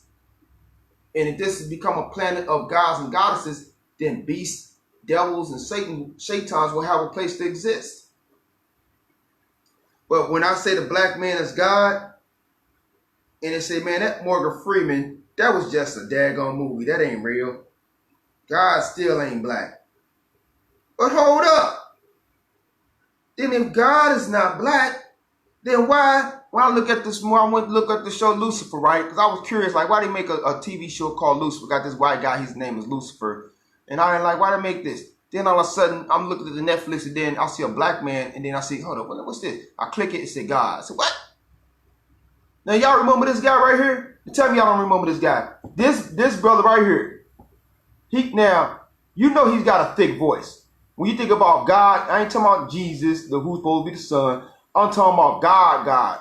That's Allstate. That's Allstate, Stan. That's who they got playing God. The one who says, that's Allstate. That's Allstate. That's Allstate, Stan. That's Allstate, Stan. So they got the man here. Not only did he play God, but he also played the first black president. It was a show called 24 Hours that came out. This is right before Obama became president in 2008. It was a show called 24 Hours with Keith Sutherland. I think it was Keith Sutherland. And he was playing the president. He was playing the president before Barack Obama even became president. And that was controversial because they kept on trying to take out the president who was a black man. But now look at this. On the show called Lucifer, he's playing God. He's playing God. He comes to like say, hey, Lucifer, Michael, y'all stop fighting. So Lucifer, he sounds like this white British guy. But then he's playing him like another, like he's playing also Michael, the angel Michael, who's supposed to be like an American dude, American accent, twin brothers. So he's, as God is saying to his sons, Lucifer and Michael, y'all need to stop on fighting and let's have a family dinner. So they show him as God, walking around like you and me. Not no mystery spook God. Not no, God ain't got no color. Not no, God ain't got no body. God ain't got no legs. No. They got on the show, God having a arm,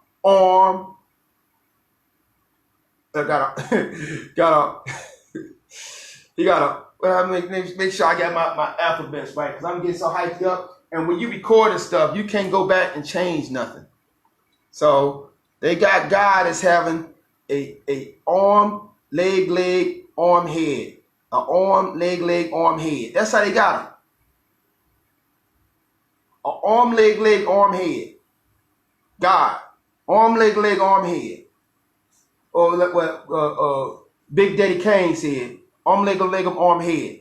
They got God with an arm, leg, arm, head, sitting at the dinner table eating with his two sons, Lucifer, Michael, and the other angel. I forgot the other name. Armadillo or something like that. The other angel on here. God is at the dinner table. God is at the dinner table. He comes to visit his sons and tell them to stop all that scrapping. Stop all that arguing and fighting. But some of people so brain dead, they don't see that even Hollywood know who we are. All we have to do is be God and it'll be done. All we have to do is get up and be God and it's over with. All we have to do is get up and be God and it'll be over with. But you got to have the right tools to be God.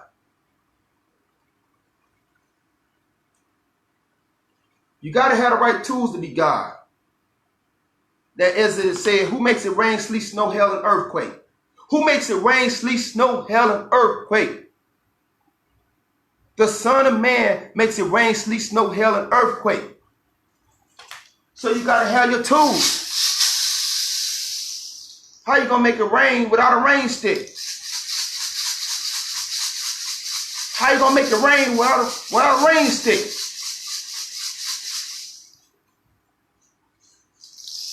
How you going to make it rain without a rain stick? But if you shake it hard enough, you can make some light electricity in this bad boy. You shake it hard enough, you can make some electricity in this mug. Who needs a gun if you got some electricity you can hurl?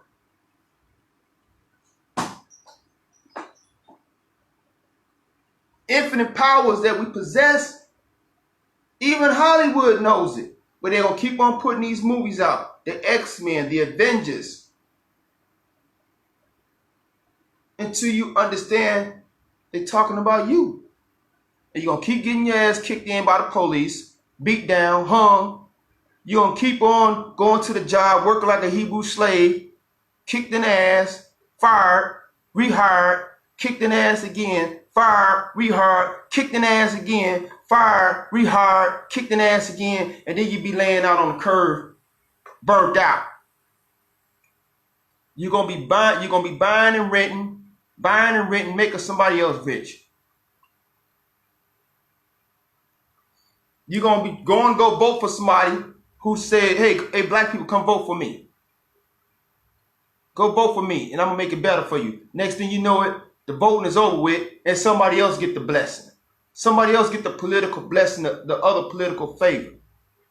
They always do that to us. They ain't going to make a crime bill to lock us up. Same people that we vote for until we establish ourselves as our own sovereign government. But before we can establish ourselves as our own sovereign government, we got to raise up as God. Psalms 82 said, ye are all God's children of the Most High God.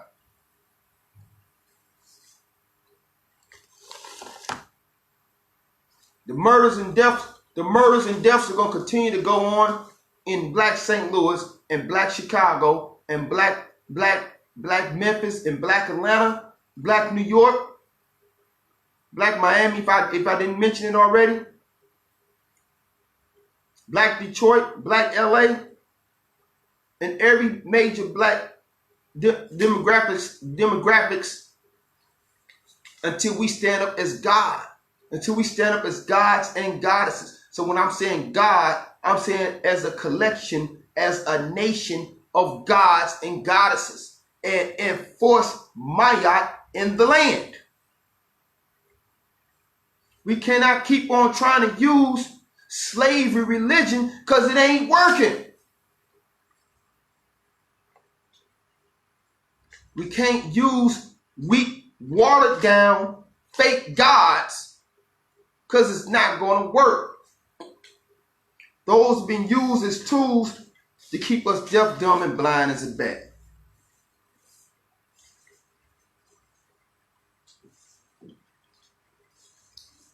I'm gonna shorten this down because there's some things I was gonna say, but I'm gonna shorten it down because I gotta wrap this up. What I was gonna get off into is basically I discovered in this symbol right here. The symbol I'm drawing is basically what they would call an inverted pentagram. But the inverted pentagram, which is often termed the goat, the inverted pentagram that actually represents mastery of the forces of manifestation. The forces of manifestation. So we are bringing down from the world of potentials into the world of concrete. So this gets into what some people call sorcery. We say Heka, and there's nothing wrong with the word sorcery because sorcery means to tap into the source. See, 500 years ago, when they was bringing about the slave industry and also bringing out the psychological warfare with the white Jesus, and they also was bringing in the witch hunts, and the witch hunts was basically in the inquisitions, and that was made to basically to destabilize and neutralize magic. They had to stabilize and neutralize magic so people wouldn't have any power to free themselves. So we think that the church was designed to be sacred and holy for us. A place where you could become godly at if you was living a wretched life. But no, the church was not established for that. There was a war on magic. There was a war on wizardry. There was a war on sorcery. There was a war on it all. And what it really was, all those things is really alchemy. Alchemy means the science of the black man. Alchemy is in which you can learn how to tap into the forces within yourself, transmute the negative, and bring about a positive force or a positive reality or a positive goal. The alchemy, to also raise your energies up to the state where you become a physical immortal. See, they didn't want none of that because they wanted a world in which they can use death to force you into slavery, into generational slavery. Just like you said, you're an entrepreneur and you want to teach your children generational wealth. But those who was the colonizers, they was only thinking about generational wealth for themselves. But for those who they come to conquer and colonize, they wanted to create a system of generational slavery. So they had to basically shut down and neutralize alchemy, the science of the black man, that which gave us access to other people because we had already went to sleep. But people were still able to get on the frequencies and tap into the ways in which they could use telekinesis and telepathy and cause certain things to happen, like we cause things to happen when we are actively ruling the planet as gods and goddesses, as the Anunnaki of this planet Earth, like the Anunnaki of the other planets. So the Inquisition up under the popes said we have to shut down the science of the black man for being practiced by our people. So you had French people, English people, Irish people, Spanish people. You had all Europeans that were still practicing the science of the black man, alchemy, of which the church said wizardry, witchcraft, sorcery.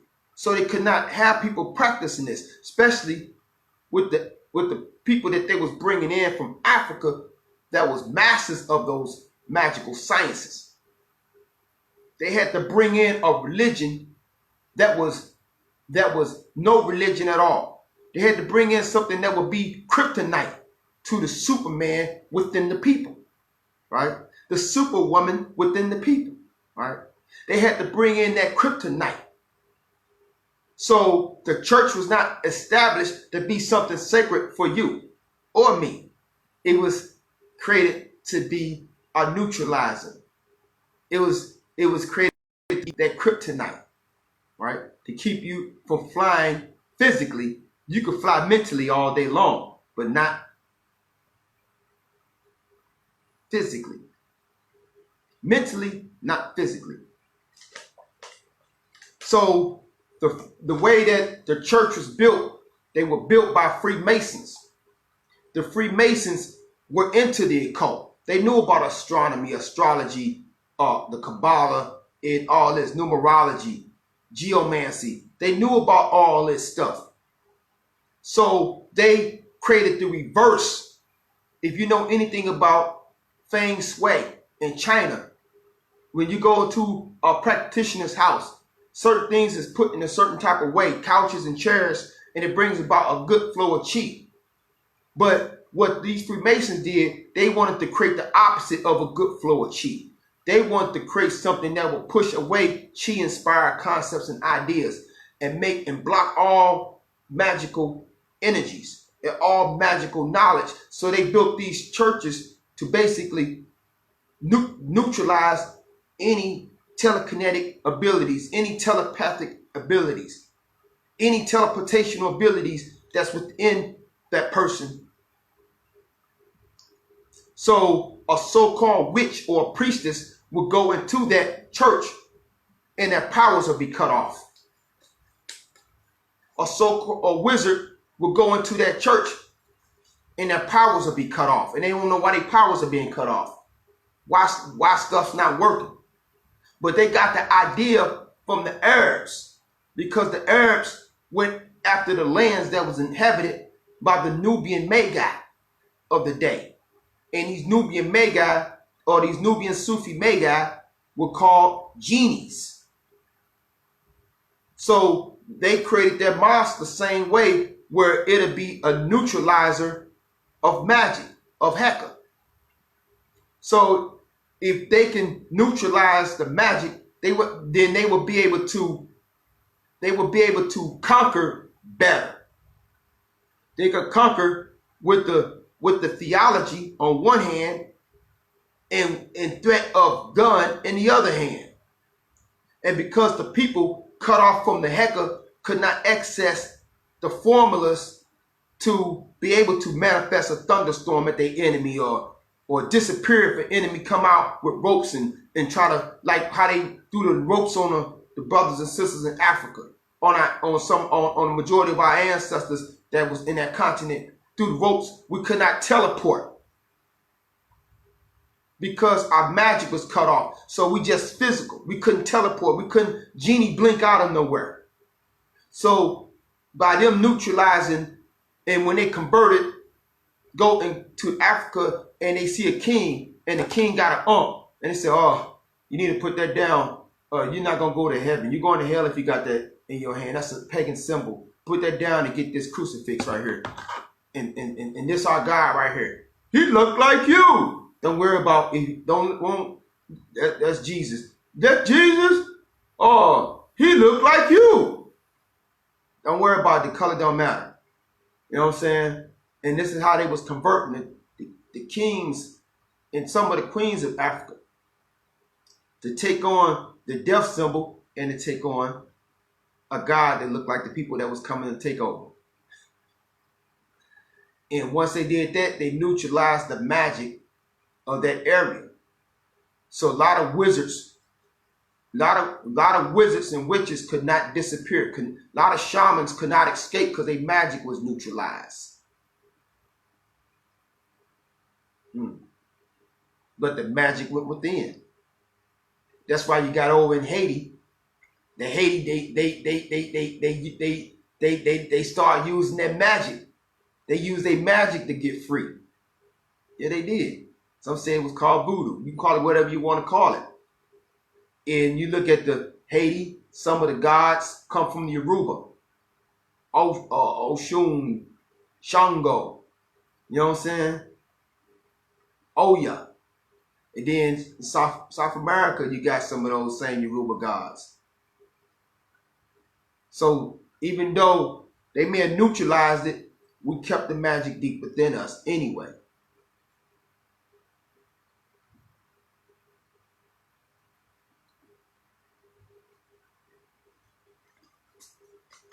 I have a magical tradition in my own family. I found out only a few years ago, and I was already a decade into magic before I found out that I'm a lineage.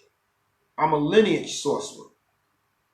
I'm a lineage wizard. I'm a lineage magician on my father's side. So they built these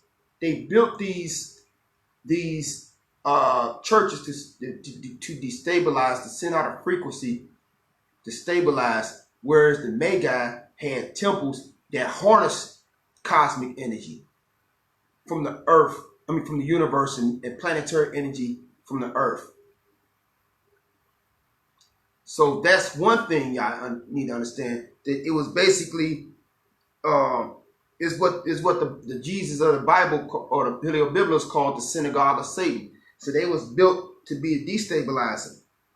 But some say, "Oh, are you talking about the church?" But see, that the church that the Romans and then the European nations up under the popes, they end up eventually breaking off into Protestant and all that. They got the idea of the church from the Coptic church in Kemet. Now, the Coptic church in Kemet was based on harnessing cosmic energies from the universe and the planetary energy of the earth. And the Coptic church originally had this. But see, the Roman Empire cut off the Coptic church. The Coptic church had paintings of the Yahshua that they knew, or the Jesus that they know, living to be 120 years old, and a painting with a long white beard. That's in the Afro. That's the one I put up there. Not died at no 33 degrees, and had children, and had a wife. And Mary Magdalene founded the Coptic church. And his brother, and the Yahshua also had a twin brother, according to the Coptic and the Gnostic. But that teaching, that church was cut off. The church that Yahshua's wife founded.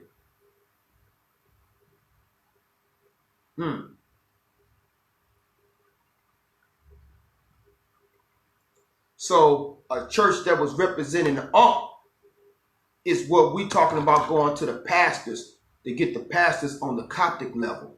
Get them to go Coptic and not Nicene Council. Get them to reject the Nicene Council. Reject the Constantine. Reject the King James and go back to the Coptic. If they're going to do anything, go Coptic. So right now, the churches in our community, it's the same way. It's a frequency. That's all they are. But the frequencies can be transmuted. And this is where the alchemy comes in. So I would never say anything, "Hey, y'all, let's get rid of the church." I would never say nothing like that, because the alchemy can always make bad into good. Turn lead into gold, right?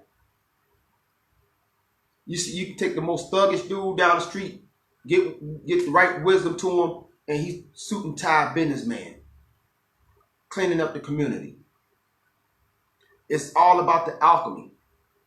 But right now, the churches of today have the legacy of the Inquisition and the Freemasons, who was using the church to cut off the frequencies of magic around the world. So people could not escape portals. There was portals that if you was a wizard, you can escape from somebody by slipping through a portal. That was not going to work well with people who want to make money off of having prisons. Because there was no such thing as prisons and dungeons in South America. No such thing as prisons and dungeons in not even in the Middle East. There was no such thing as prisons and dungeons.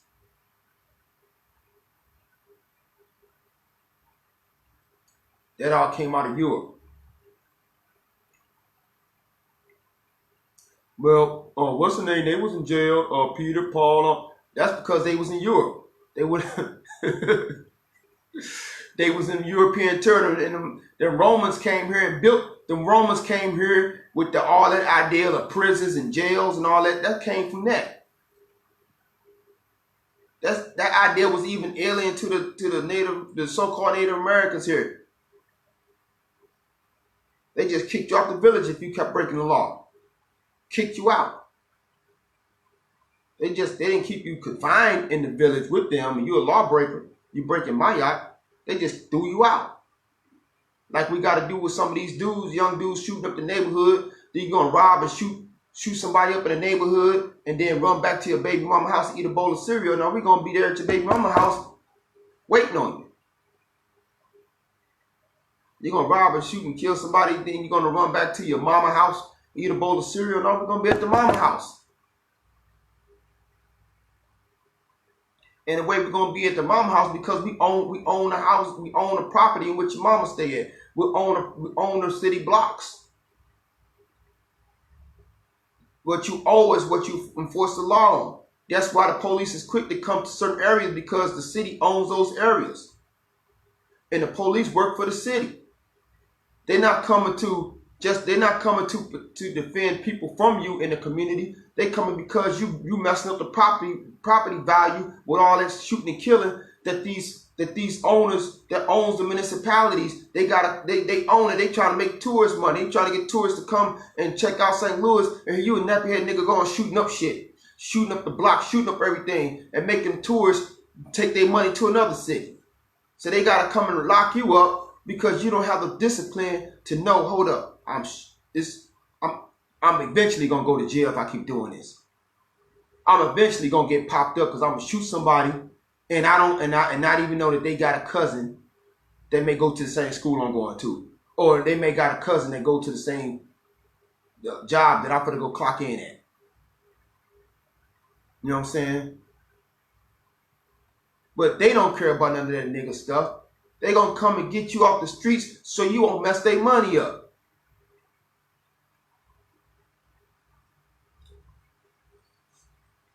So it's really serious, family.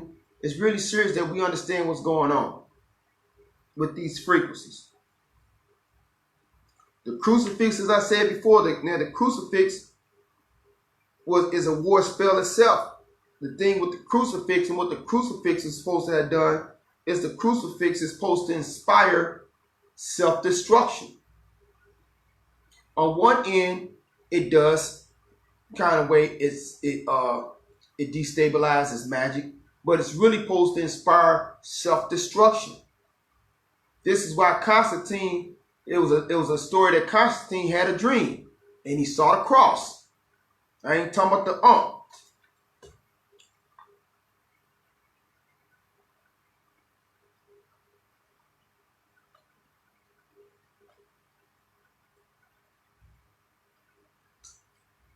Constantine had a dream. Constantine was a Roman conqueror. The Roman Empire had embraced Christianity. Constantine was what they call a so-called pagan. They call anybody a pagan who don't click to these monotheistic religions. Constantine said he saw this in a dream. And he said, with this sign, I shall conquer. To his comrades, he said, with this sign, we shall conquer. Now, understand that Constantine was a warlord, a barbarian, just like Caesar Borgia, who would come hundreds of years later. So he embraced Christology. He embraced Nicene Council religion. And this crucifix became the symbol for their warriors, for their knights. And wherever they went, blood was shed. And they say we sharing the blood because our Savior shed his blood.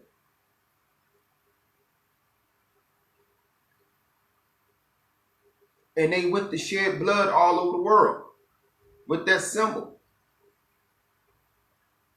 Whether it's through the damn near annihilation of the Native Americans, going into the Polynesian, all these other Native peoples, they saw that cross.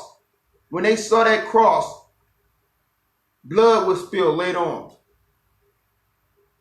And a lot of the people around the world who say they're Christians, they got the Ankh up, but their ancestors were slain, butchered, raped, pillaged up under the same symbol. So you got 500 years of blood dripping off of the crucifix.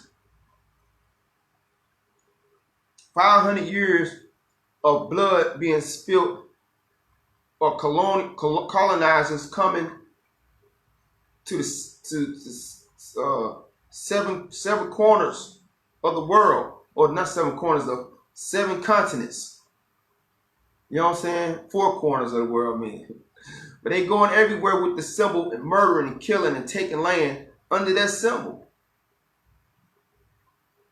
So when you're wearing that on your neck, you are drawing destruction to yourself.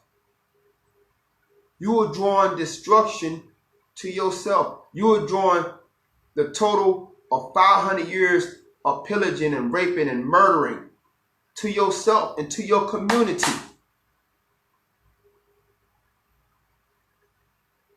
You are not drawing life and life more abundantly. You are drawing death and death more abundantly. So don't try to mix this up with the crucifix. You're going to bring all type of chaos to yourself. Don't try to wear an ankh right here and a crucifix right there. You're going to bring a whole hell load of trouble and chaos to yourself. You wear one or the other. One represents long life. The other one represents a quick death. Right? Don't confuse the universe wearing the wrong symbol. This is serious, family. So that symbol in the hand of the priests, when they went around the world with this crucifix, they was trying to kill. They was trying to kill. They was trying to kill and limit. They was trying to kill the God within the people. They was trying to crucify the revolutionary divine spirit in the people that they was conquering when they was having this in their hand. When they was walking into Africa with that in their hand. When these missionaries was going to Africa with it in his hand. When the missionaries was going into South America. When the missionaries was going into parts of Europe where you still had the Druids, and it was the Druids was demonstrating this. The Druids was demonstrating. That's why I say it's not all about race all the time. Because you had some white European wizards and witches called the Druids, and they was on the Ankh. They was shamans on the Ankh. And the Romans wiped them out. The Romans embraced Nicene Council Christianity and tried to wipe out the Druids. So wherever these missionaries went, whether it was the Inquisition and all of them, wherever they went, they had this. They had this in their hand. They went all through Africa and murdered, enslaved, raped, and enslaved up under this in Africa, in South America, in India, in Europe, all around the world. And then told them this is sacred and holy. This is sacred, godly, and holy. Even though, as I told you earlier, this is nothing but the Roman Empire's symbol of death. Nothing but an electric chair that they use for their prisoners. So this is a way to neutralize and block the wizards and block the witches. Look, some of y'all say, I don't like him saying the word witch. Ain't nothing wrong with the word witch. Witch means wise woman. You don't want your woman being wise? I don't like the word wizard. Why you don't like the word wizard, sister? You don't like your man being wise? Y'all don't like seeing women of wisdom and men of wisdom? As long as we remain fools, ignorant fools, lacking wisdom, lacking the science to wise our dome, we're going to be food for the beast. I'm not trying to be food for the beast. Wisdom is better than silver and gold. That's why in the book of Revelations it says those who have wisdom can read the number of the beast. Those who have wisdom can read the mark of the beast. This is the cross of the beast right here. Ain't no life in this. Ain't no life in this. This is the symbol of the beast right here. Talking about, brother said, are you going to hell? Now this is hell right here. Be nailed to something like this. You're gonna feel physical hell. You're gonna feel physical hell want somebody to go ahead and take you out of your misery. This is what the Romans did to people. They ain't just do it to white. They ain't just do it to black. They did it to anybody that they felt broke their law. This is not supposed to be a symbol, oh, I'm gonna kiss it. This is supposed to be a symbol of awesome pain. Brothers getting shot down in the street, that's some pain. Sisters getting shot down, that's pain. That's pain, and this is what it draws. We need to get this out of the church. We need to get this off of our necks. Jesus had a cross on his neck. No, he didn't, Negro. Man, who would put some pain on them? Who would go through this and then walk around with this on the neck? Ask anybody that probably got shot up, or you gonna wear a gun on your neck? No, I know how that feels in real life. I thought it was cool. I just wear it because it was cool. This is what the Yahshua had on the neck. This is what the Yahshua wore, because it said life and life more abundantly. Not have nothing like this was on the neck of the Yahshua or the disciples.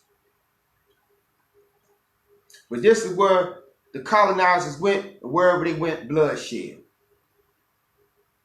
So when they say that Jesus died for our sins, no.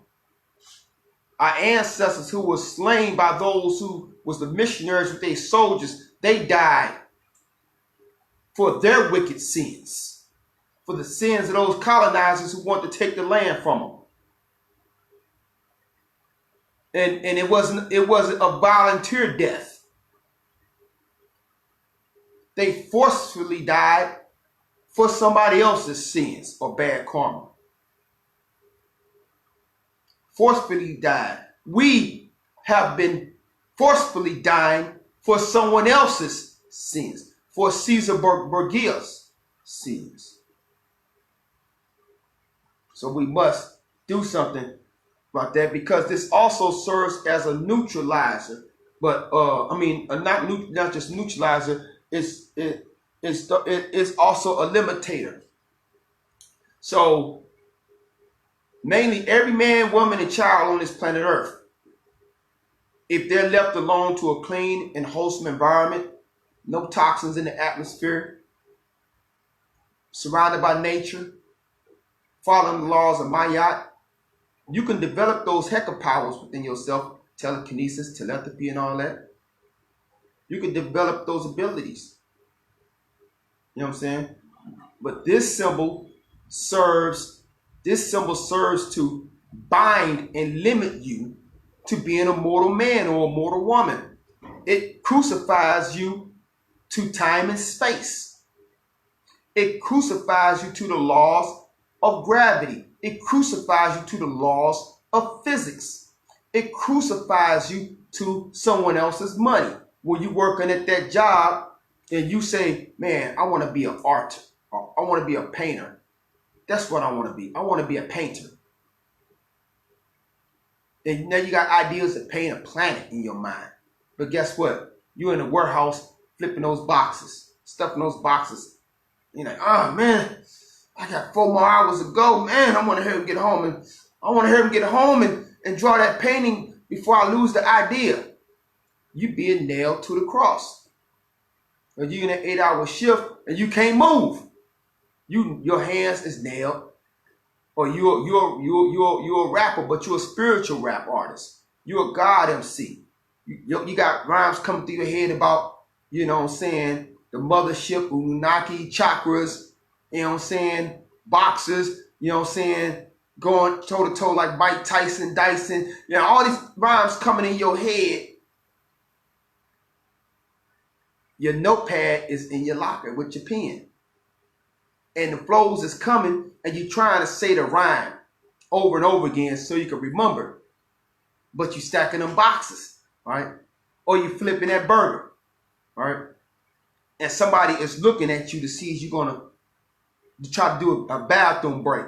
Man, let me see if I can go to the bathroom real fast so I can tell them I got to go to the bathroom so I can hear them write this rhyme down real fast. Then somebody probably watching to see if you're going to try to go to the bathroom twice. Because now you went there to go try to write this rhyme down, you know, and you didn't have to use the bathroom. Now you come back and you got to use the bathroom for real.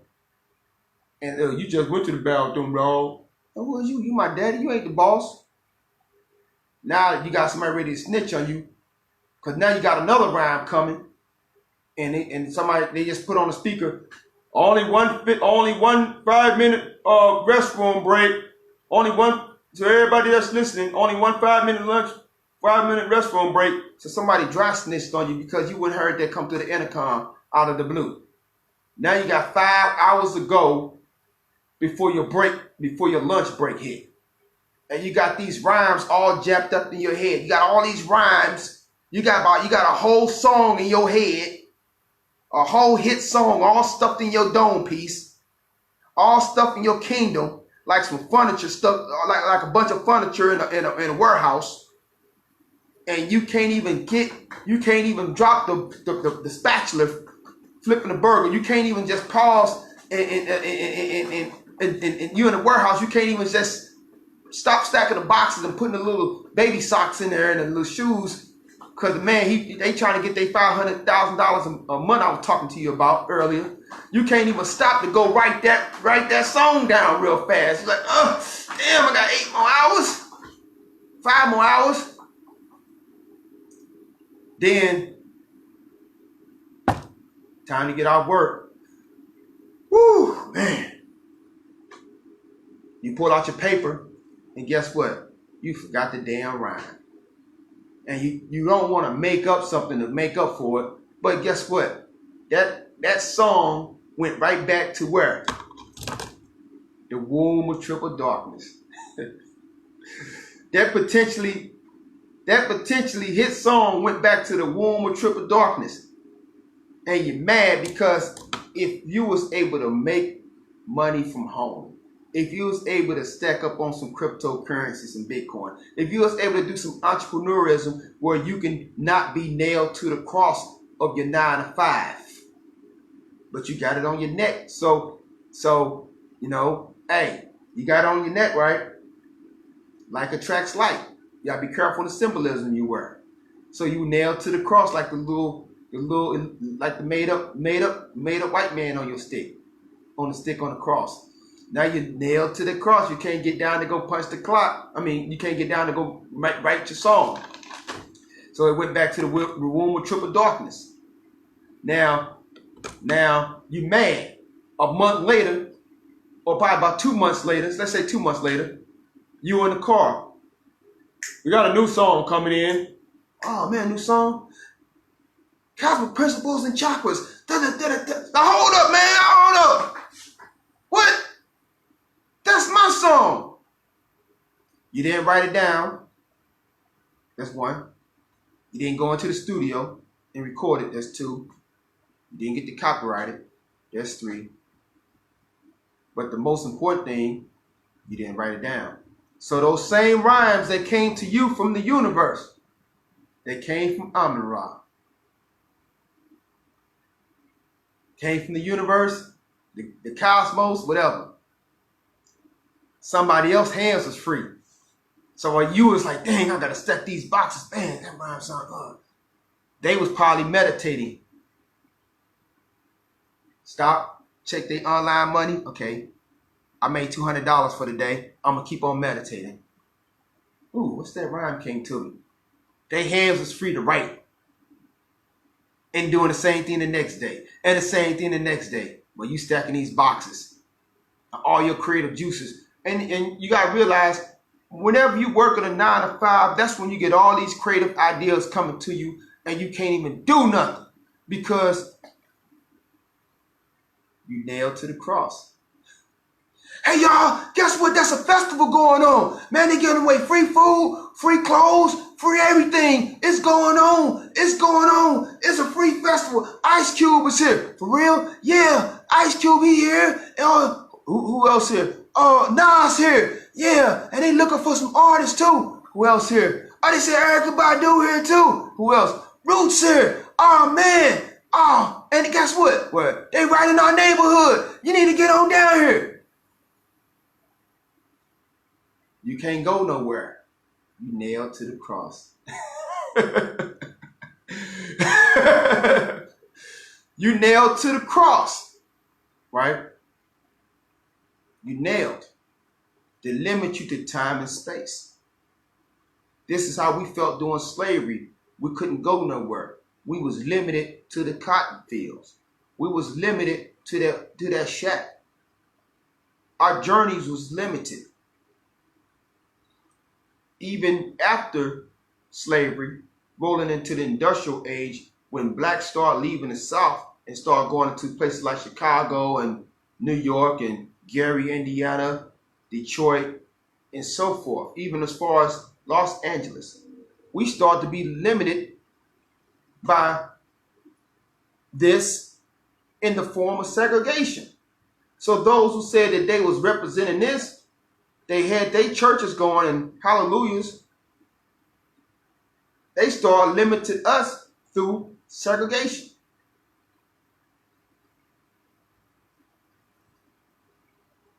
Now, some say, well, we should stay segregated. That sounds all good if we was able to be portioned into our communities and have an equal amount of wealth and opportunities. But even when we did decide to go out and start our own communities, our own cities and towns, those became decimated by those who said they represent this. And then our communities, our cities that we, like in Tulsa, all the way up to Venice, California, they were decimated and gentrified. So we will be limited to parts of major cities that would be considered projects. Which is a project, I mean, it's a scientific project. We rats in the cage. See, we're gonna kill each other over the cheese.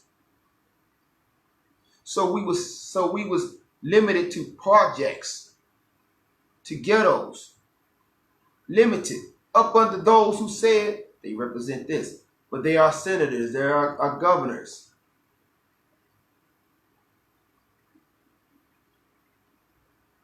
Our mayors. Now, up under the eugenics program,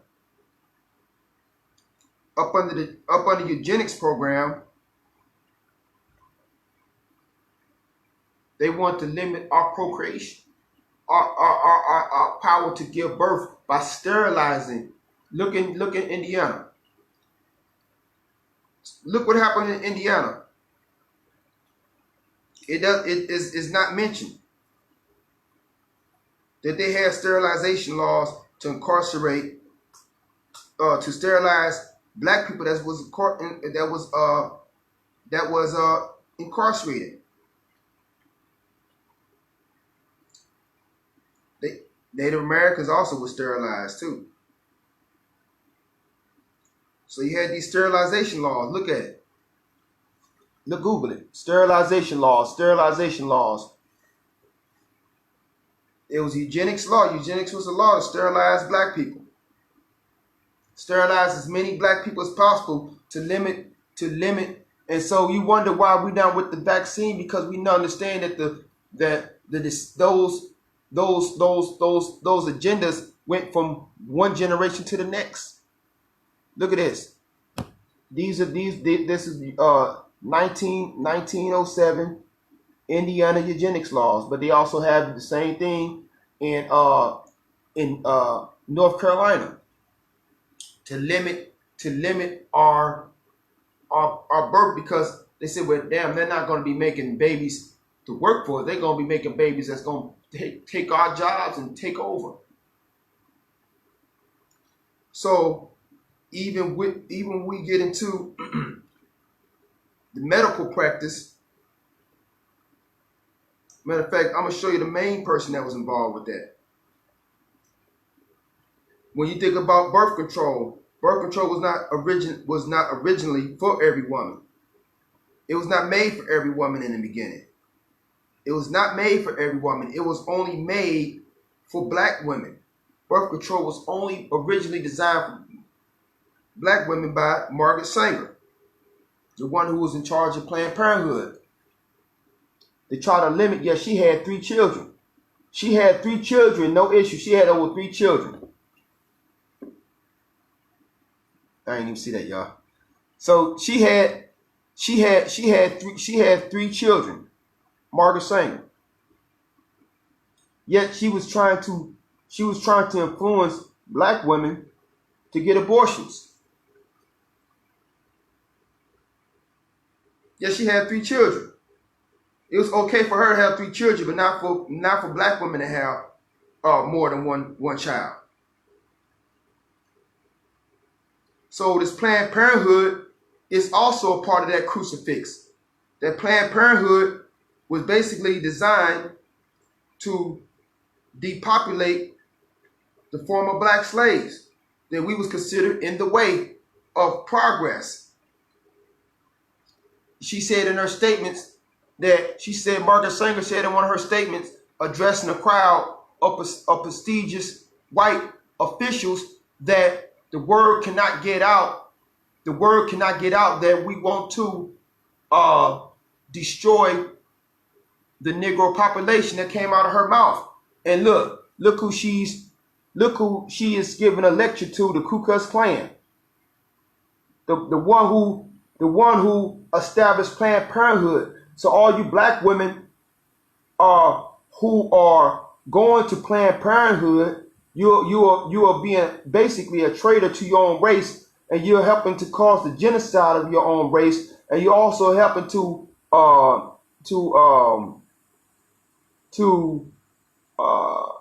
accomplish the mission of a woman, the eugenicist woman, who the Nazis said is they are her disciples. The Nazis say they got their ideas of eugenics from her. You happen to further her goal in causing genetic genocide over our people. And this is who Bill Gates' father, William Gates Sr., that old devil, that old Satan died not too long ago. He took over Planned Parenthood from her. He took over the position of running Planned Parenthood from her, Bill Gates' father. So he was the disciple of this eugenicist who said we cannot let the word get out that we want to destroy the Negro population, who also said get some of their leaders, get some of their Negro leaders to basically co-sign what we talking about. Because there are going to be some rebellious Negroes among them who's not going to be with what we're talking about. So basically what she said, go get some Uncle Toms, like this Uncle Tom that we got nowadays. John Legend used an Uncle Tom. I don't care how famous you are Uncle Tom. You telling our people to go get the vaccine that's basically that's contracted with the U.S. Department of Defense, and also with you, Spike Lee, your Uncle Tom too. and you as well. And I'm really saying you, Spike Lee, because I used to dig you, Spike Lee, but you didn't do the right thing. You didn't do the right thing. You sold out to the beast. I should have seen it coming when I saw you in bed with Bernie Sanders. But you really sold out, talking about vaccine the block. Meaning Tuskegee experiment the block. Meaning Tuskegee experiment the block, Spike Lee. That's what you meant to say. Tuskegee experiment the block, Spike Lee. You didn't do the right thing, Spike Lee. I love watching your movie, Spike Lee. You ain't do the right thing. That's why I'm coming out, Nubian Alchemy Films, and we come to bury any movie that you came out with. We come to top and smash and make history. Any movies that you done, my movies are going to topple your movie, Spike Lee. Because you didn't do the right thing, Spike Lee. So you're being replaced. I'm replacing you, Spike Lee, and I'm replacing you, Tyler Perry. I'm replacing you too, Tyler Perry, because you the one kicked it off as well. We need some real black men on deck that's going to be for the black people. The black Messiah is for black people. I'm not going to sell out black people for no damn beast. We don't need the beast money.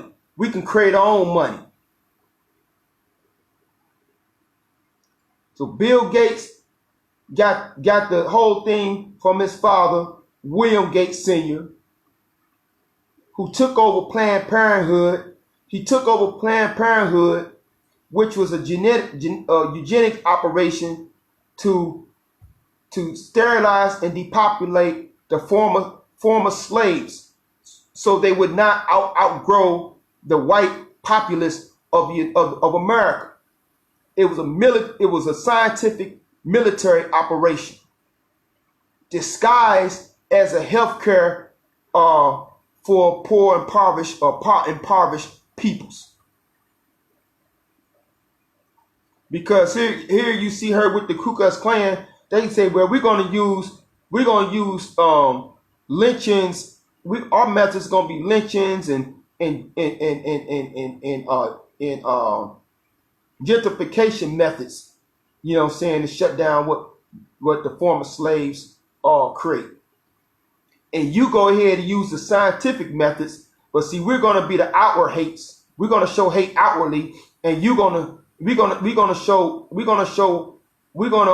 destroy them outwardly with outward shows of hate, and you're gonna destroy them with a smile on your face. So you got the doctors that's smiling in your face while putting death in your arm, working for Bill Gates in the World Death Organization. So going back to Bill Gates' father, William Gates Sr. William Gates Sr. took over Planned Parenthood, and between 1972 to 2012, there was 40,000 black babies aborted under his watch. 40,000 black babies aborted. How many people died in the Holocaust? How many people died in the European Jew Holocaust? Now they saying that they're claiming the unborn fetus as alive. So how many white Jews died in the Holocaust compared to these 40,000 aborted black baby Jews, meaning black baby jewels, black babies from the tribe of Judah, original descendants of Yahshua from the tribe of Judah, Yehuda. How many died? How many was prevented from being born and becoming fathers and mothers, becoming mayors, becoming governors, senators, doctors, lawyers, scientists, celebrities, even a president of the United States? How many? 40,000 black babies aborted under William Gates, Jr. Watch. From 1972 to 2012. Do you know how long that is? Do you know how long that was? And this is all up under U.S. government approved medical supervision and authority. So you keep saying you trust the doctor, but you don't got your own doctor. You don't got a doctor that is of a indigenous community.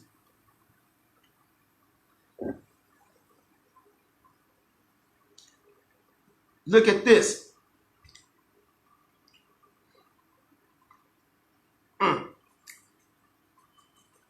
That's 40,000 black men and women times their potential children, which could have been between 4 to 10 children. Between 4 to 10 children per person. Times another generation. Times another generation. We might end up saying 40 million. That's genocide. And they hover over the black community, knowing that we're in ignorance to the gods and goddesses that we are. They hover and say, oh, you and the father's not together? Oh, wow. I know you want to go to school, and I know you want to get a good education. That baby's going to be in the way. Let's help you out, because that baby's going to be in the way. We got a clinic down here. And guess what? We're going to give you provisions, give you a place to stay, get you an apartment. You know, I'll make a phone call, and you can go to the good college. Just go ahead and get rid of that baby, because the baby's going to be in the way. You're not with the father. Or she probably is with the father. Yeah, you with the father, but I don't think he's ready to have no child. You know, he's kind of struggling on the jobs. So, you know, don't tell him that you're going to go get an abortion. Just go ahead and do it. Don't even tell him. I know he said he's happy to have a child, but don't tell him. Just go ahead and get it. And then the man comes back and the woman got the abortion. They break up because it hurt his heart. But guess what? The same people telling them to go get the abortion. They go to the clinic and get the treatment, the fertility clinic, to go have about 4 or 5 children. The same doctors, the same social workers. To bring down our numbers. A lot of blood is on the hands. A lot of blood is on the hands of those who say that they represent this. Margaret Sanger said she represented this. William Gates Sr., Bill Gates, all of them say that they represent this. How could we represent the same thing as those who's trying to kill us off? How are we going to represent the same thing? My people are destroyed for lack of knowledge. So you had, while that was going on, 40 years of that, you had sterilizing. But I want you to look at something even more sinister. And I didn't know I was going to get into this topic. But the spirit is talking. And it won't, and it want to keep on going. They want to keep talking. It ain't ready to shut up yet.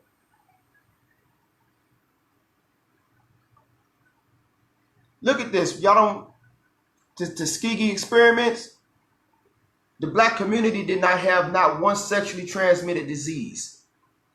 There was no such thing as a sexually transmitted disease in the black community. Especially black people didn't have it at all. There was no such thing as a syphilis or herpes in our community. VD, none of that existed. And the reason why is because the slave master wanted to make sure he had some healthy slaves. He'll go get a brother, all buck and strong, kick him in the butt, and tell him to go in there and impregnate all 10 of them women slaves. All 10 of them. That slave didn't say, that slave master didn't say, that's bad. Oh, what you doing that? What you doing with them 10? He sent them in there so he can make some babies that will become future slaves. And if they have about a damn 1,000 of them babies running around, it would make the slave master look bad or sad, even though the slave master at the time, he had a big cross right there. Yeah, they all had that. Go tell that slave to go make all them babies. Go make all them babies. Go get 10 of them pregnant. Slave master was sick too. He even did ancestral stuff. Made them do ancestral stuff. That's why a lot of people messed up too. But there was no sexually transmitted because they wanted healthy slaves, so they would go to the auction block, and then here come they have them stand on an auction block. They had the slaves stand on an auction block. Yes, they did. On an auction block. Some of y'all got amnesia. So because y'all got amnesia, I'm going to show you what your eyes don't really want to see. So they had them on an auction block right here. So they had to make sure those slaves was healthy. They got to be healthy. They got to be healthy. They got to be super healthy. They got to be healthy. They got to be healthy. They got to be healthy. So they can make more slaves. So when you get from melanated people, you get the solar energy from the sun hitting right here. Super strong we become, and super fertile we become. But now there's no slavery. Slavery is abolished, right? Yes, it is. Slavery is abolished. Look at this right here. No, I don't want to look at that one right there. So slavery is abolished. And these former slaves are still making all these babies. They are free to make babies. They are free to get married and make babies.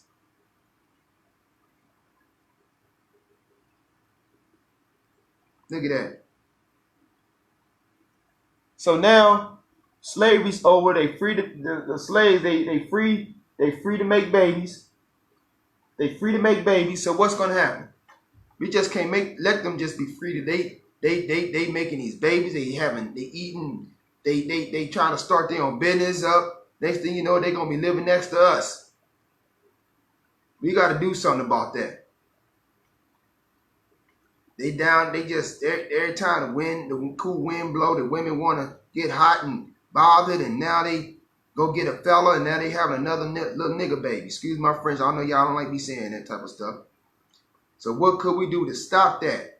What could we do to stop them from having these healthy babies? These babies, they're going to be so healthy, they're going to look like Incredible Hulk. They're going to whoop us up. They're going to remember what we did and whoop us up. So what could we do? What could we do to stop this? I'm going to show you what they said they're going to do. Once I get back to it. I'm going to get back to it in a second as I head it up. Because it's all of us is lining up. Matter of fact,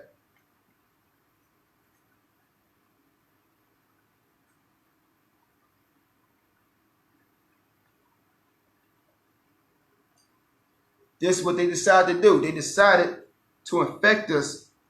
They decided to infect black men first with what would be called syphilis. This is in the 30s. So we could say before the 30s hit,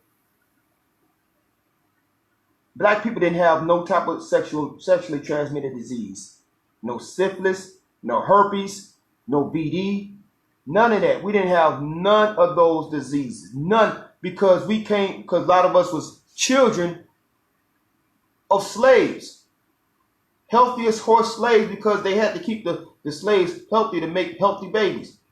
They would not let no slaves have no venereals. And even if you caught a little small infection or, that can always, you can put some herbal remedies together and it's done. But what they did, they used some government militarized vaccines, and that's what exact that they put in as a vaccine. Militarized vaccines put in the arms. So a lot of our brothers and sisters who were unconscious of what time it was and what is, they took something in them that may mess around and burst them into some beasts or some zombies or something else freakish. Trusting they're open in it. You know what I'm saying? So this is, but see, as I told you, the universal slavery now. So universal slavery is that every race of person, they want into universal slave mode.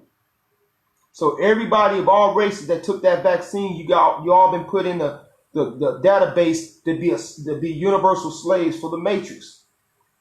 As I said in one of my last sermons about the matrix, how they're taking your DNA so they can clone you and put you in a database.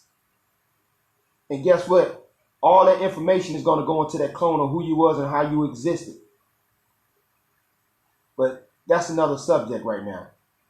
So you see right here, they was pumping black men full of syphilis, but it was not just syphilis. It would later become VD, herpes,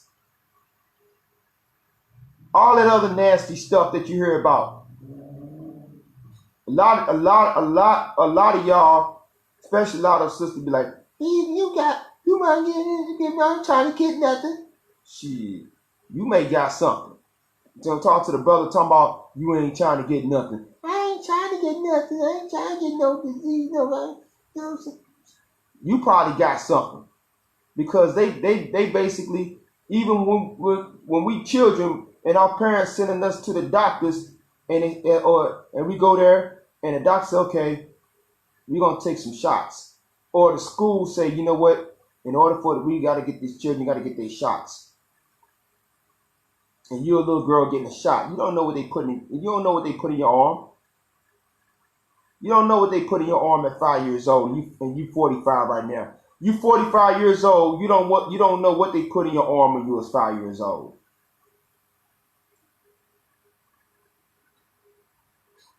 Look, we trusting the beast instead of us establishing our own medical institutions where we know we're going to treat ourselves right.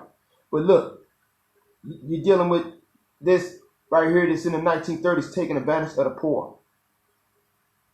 You guys, we come to your community because we know that you guys maybe you can't afford medical, so this is all free. Hey Bob, go get the cooler. Go get everybody a Coca-Cola soda. You know what I'm saying? I know it's hot out here. You like Coca-Cola soda, bud? You like Coca-Cola soda, bud? Yeah. All right, here. Hold up. Come take this shot first. We got some. Man, I'm a big man. I like beer. Hey, Bob, go get some beer. Go get some beer for big guy right here. All right, you like beer? Yeah, I like beer, man. Man, you all right, man. You all right, white dude. I like you, man. All right, make sure you come take the shot before you take that drink. Come take the shot first, because we don't want liquor in your system. All right, does that sound good? Here, come, let's take this shot. Here, I got a son. You want him to take one too? Oh, you got a son? I didn't know you had a son. Oh yeah. Well, since you go bring him. Bring your son. Hey, D, come on over here and get this shot. I don't like shots, Papa. You better get this shot before you get this dope. You want this dope? No, Papa. Hey, come get this shot. Pooh sleep. Wake Pooh up. He getting a shot too. He only 5. He gonna get it too. Bring him on here. Yeah, he got all this beer. You crazy. Make me miss out on this beer. Plus he got a $1 check for each one of us. And they got $1. See, $1 probably worth a good. You know, I looked in Google how much $1 worth nowadays. You know what I'm saying? I know like $25 in the 1930s was worth like a few $100 today. So especially they all poor and they wagging money out. The government got a check for you for $25, which is about $250 now. You know what I'm saying? And putting in them syphilis, not just syphilis, VD, herpes, and everything else. And with the intention of them proliferating these viruses in their community. With the intentions on proliferating them, with the intentions of the brothers forgetting that they got the the syphilis vaccine, they're forgetting all about it. But see how they were saying, hey, we're putting this syphilis in you so you won't get syphilis. Don't that sound familiar? We're putting this COVID in you so you won't get COVID. We're putting this COVID in you so you won't get COVID. So we say we're putting this syphilis in you so you won't get syphilis. We're putting these sexually transmitted diseases in you when you never had sexually transmitted diseases, when you never had syphilis, when you never had herpes, when you never had VD, when you never had AIDS. Because that's the next thing that came with later on.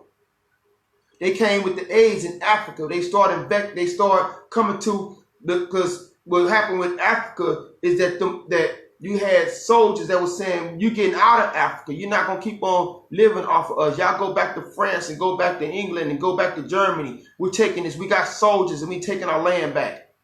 So they brought in the missionaries. They couldn't come with the white Jesus because they already fell for that trick. So they came with the doctors with that cross, the Red Cross, right?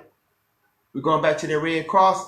So they came back with the doctors, right? And said, you all, we want to get this shot to you so you won't be sick. Can you tell the soldiers that we're not soldiers? We come from the medical institute, out of France, the medical institute out of Germany, that we just come to Angola just to give everybody shots so it can protect you from the malaria and there's other things. We're not with no wars. We're not with no politics. We just come to give everybody the shots. Everybody that's in Angola, in Nigeria, and in Ghana and other areas, we just come to give you shots so you could be healthy and strong and you won't get sick. Look, I can take the shot myself. It's some water though. They don't know what's in there for real. All you soldiers, come get your shots. Can my son get the shot? Yeah. Can my daughter get the shot? Yeah, free. Next thing you know it, we hear years later, Africa is bombarded by AIDS. That Africa is bombarded by HIV. Where Africa never had a trace of HIV nowhere on the continent. As long as Africa been on deck, there's not been no such thing as no HIV in Africa. But the French and the other European nations that was working with these French scientists came in and gave Africa AIDS. Because they could not conquer Africa militarily. Because the brothers and sisters were strong. So they came in with on a biochemical war front. So while they was doing the infecting in Africa, they was infecting blacks over here on another level earlier. And you wonder why the Tasmanians are gone. Well, it's probably about a good handful of Tasmanian people. Why the main population of Tasmanian people are exterminated is because they came into Tasmania.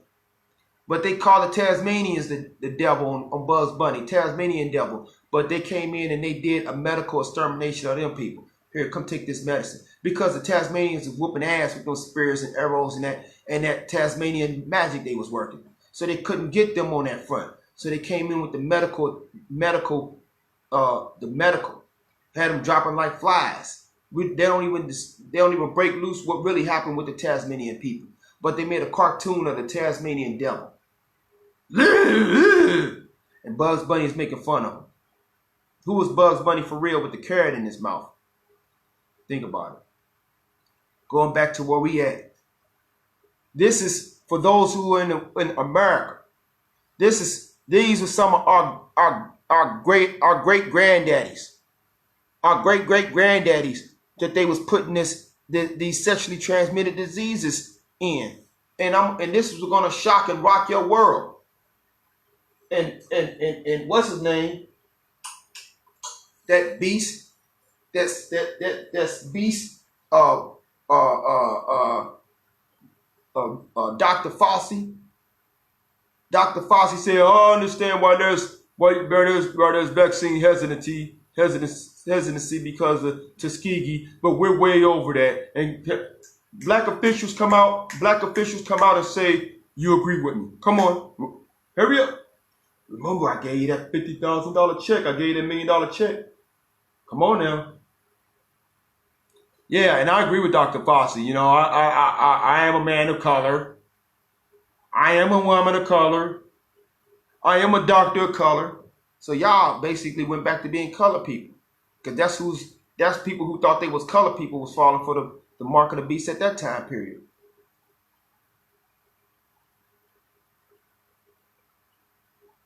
That Dr. Fossey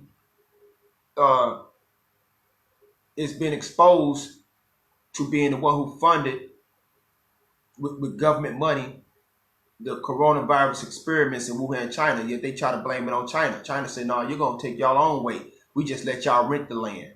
We just let y'all rent the facility and the land and all that. We just let you rent. We didn't know you was gonna turn into a biochemical trap house. Don't try to blame us for what y'all did. We keep records too." Now I don't take sides of China because China is trying to buy out Africa right now, and I don't appreciate China trying to buy out Africa. That's why I say we need to raise up, you know what I'm saying, economically and take care of our own. And we need to raise up economically in as Black America and take responsibility for the mother continent and not let nobody else vulture off of it. But back to the manuscript. As you see right here, this could be one of our great granddaddies, and he's getting the syphilis and herpes and everything else put in his arm. And I gotta remind you, by people who said this is their sacred symbol, by those scientists and governments and institution and eugenicists who say this is their sacred symbol.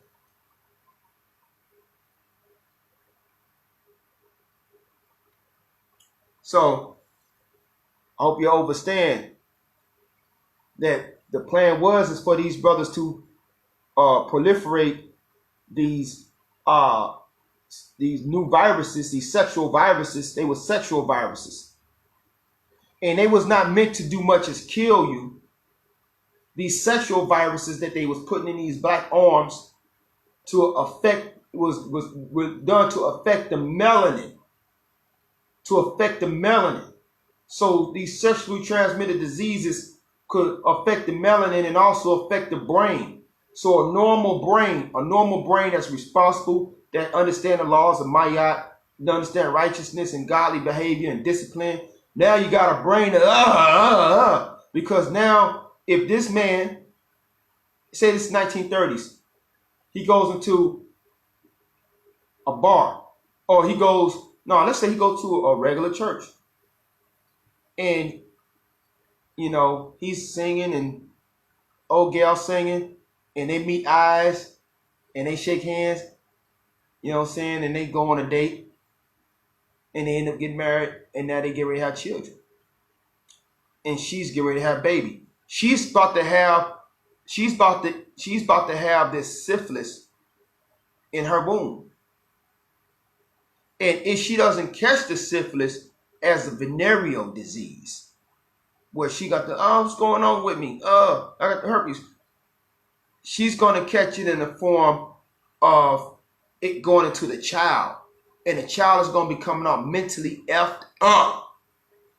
The child might come out a murderer. The child might come out a rapist. The child might come out a mental defect, suicidal, because there's a chemical agent now that is basically like a war machine, basically scattering the molecular and structure of the body and also the psyche.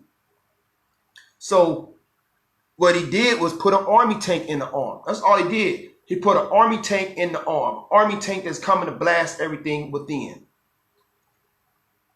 So this is the beginning of the creation of the black devils, of making us into black devils by tampering with our genetics in the way that we would start thinking and moving.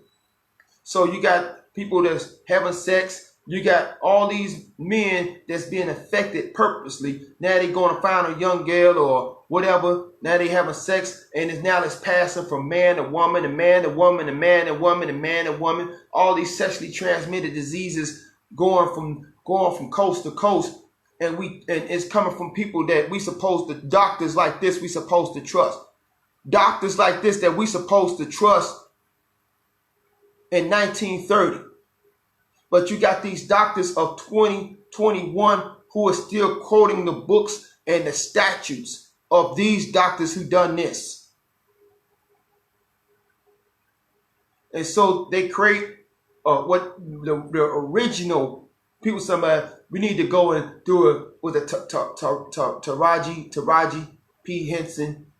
She's like, we need to do something about mental illness. People don't want to talk about mental illness and about stuff they go through mentally. We need to really talk about, no, you need to talk about this.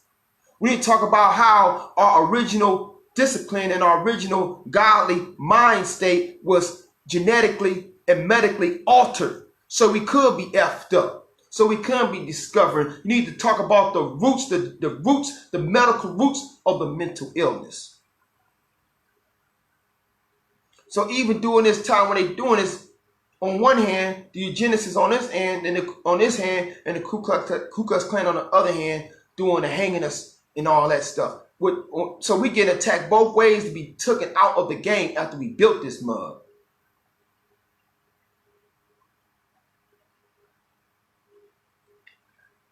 And just like then, they took the extremity to say, Black people are most disproportionately affected, so we really got to go, and we really got to go to them more out of anybody. Now, do you know this experiment went on for 40 years? It was 40 years till somebody had the guts, and they probably wasn't even living when this first happened, but somebody spilled the beans, or it would have kept on going all the way up to right now, where we at right now. They was putting sexually transmitted diseases in Black America for 40 years. There was really no need for no condom. But what they backfired is that just because you put it in Black people, that don't mean it's not going to spread to everybody. So everybody start getting these syphilises. All races of people start getting syphilis. All races of people start getting sexually transmitted diseases. Even rich white kids start getting it. Oh, hold up. Rich white kids getting sexually transmitted diseases. I don't want no deformed child coming out. Politicians start getting sexually transmitted diseases. Everybody start getting sexually transmitted diseases. Then they shut down the experiment after 40 long years of poisoning Black America's DNA on purpose. So if we ain't dealing with someone's lynching and doing the gentrification and the destruction of Black cities, we got another person that's doing the other group up under this present government doing the forced sterilization, especially for those in prison, because according to the 13th Amendment, slavery is abolished except when in prison. So using prison as a way to force sterilization on a lot of the inmates. We ain't dealing with that. We dealing with this right here. An outright misuse of the medical world's facility, an outright misuse of this government's finances and wealth, to not render reparations and restoration of a people that was destroyed, but to even go even deeper to try to destroy them even more. So that operation was shut down in the early 1970s. This Tuskegee experiment lasted for 40 years. It lasted through World War II. It lasted through the Korean War. It lasted through the Vietnam War. And When they see that they had to shut that down, here come William Gates Sr. to pick up the mantle, to pick up the baton, and kick off 40,000 abortions.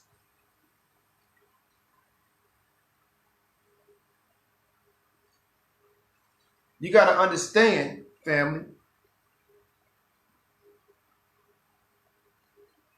this is a symbol of war against the indigenous peoples of the planet Earth, and it's been used as a frequency to block you from understanding that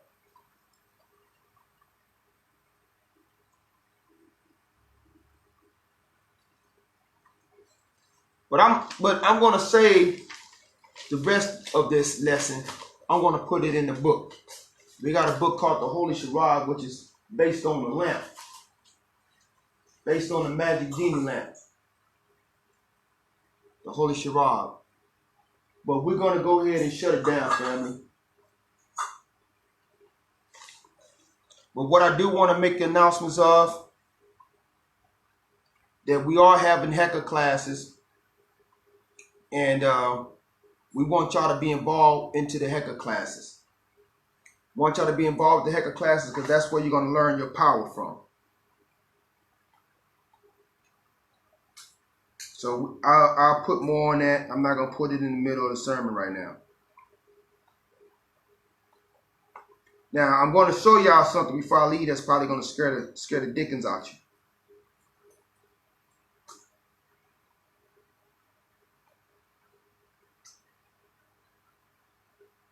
Now, I had mentioned the goat pentagram. So this is the goat pentagram. Now, they said this is a symbol of Baphomet, right? But what it is really is representing the powers of nature. That's what it represents, the power, your power over nature. That's what that represents. And what I did earlier, I showed you how we can evoke power down by basically calling forth what you desire, to call forth what you want. This is a time that we cannot depend on anybody. So this is a message to black people. We got to raise up as gods. You know, the symbol of the goat is our way to basically bring down power from the universe that we need. That we're going to have to stand up as that God and that goddess and to evoke power down. And I've been doing the symbol of the goat, and it's been unlocking financial resources because I started realizing there's occult forces that's what's blocking me from getting money. A lot of y'all don't believe that, or y'all don't know that if you're trying to grind, you're trying to do your thing, and something's not working, evidently there's some forces that's trying to block you from getting what you need. And a lot of these forces are put in certain masonry structures to block out magic. So when I decided to do the inverted star, it cut through this dimension. Some of y'all say, "Oh, that look like some Satanism." Now,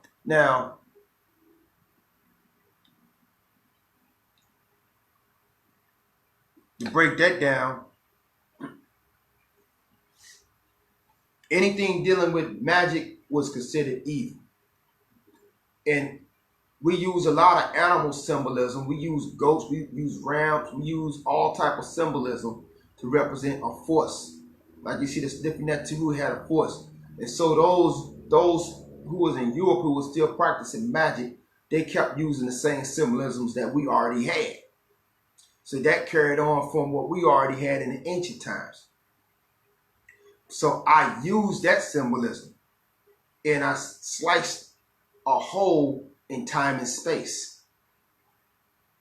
And that hole unlocked the wealth that is you and my wealth.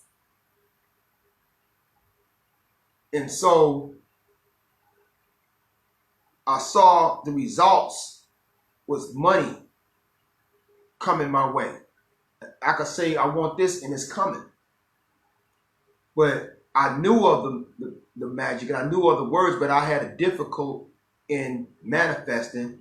And a lot of times stuff would manifest accident, like as I was telling you, I was walking down Hollywood and I chanted the word Hecka for the first time. And I walked down Hollywood and I was singing a nice song and I was chanting Hecka. And I walking down to Hollywood, you know, the Walk of Stars. And I had my shiny shoes on, suit on. And I walking down feeling good. It's at nighttime and I was chanting Hecka.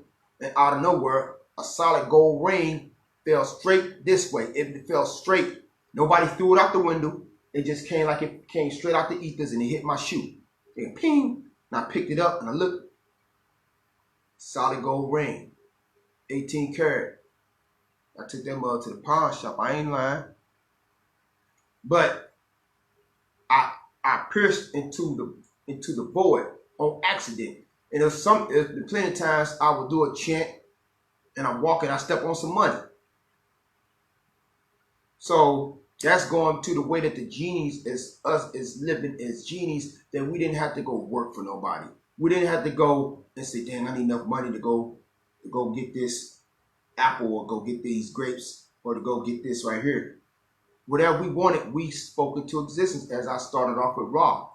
We existed as Ra. Whatever we said the name of it, it materialized. And so that I'm working with the star in that way, it helped me to, the Goatstar is helping me to get those powers of manifestation back.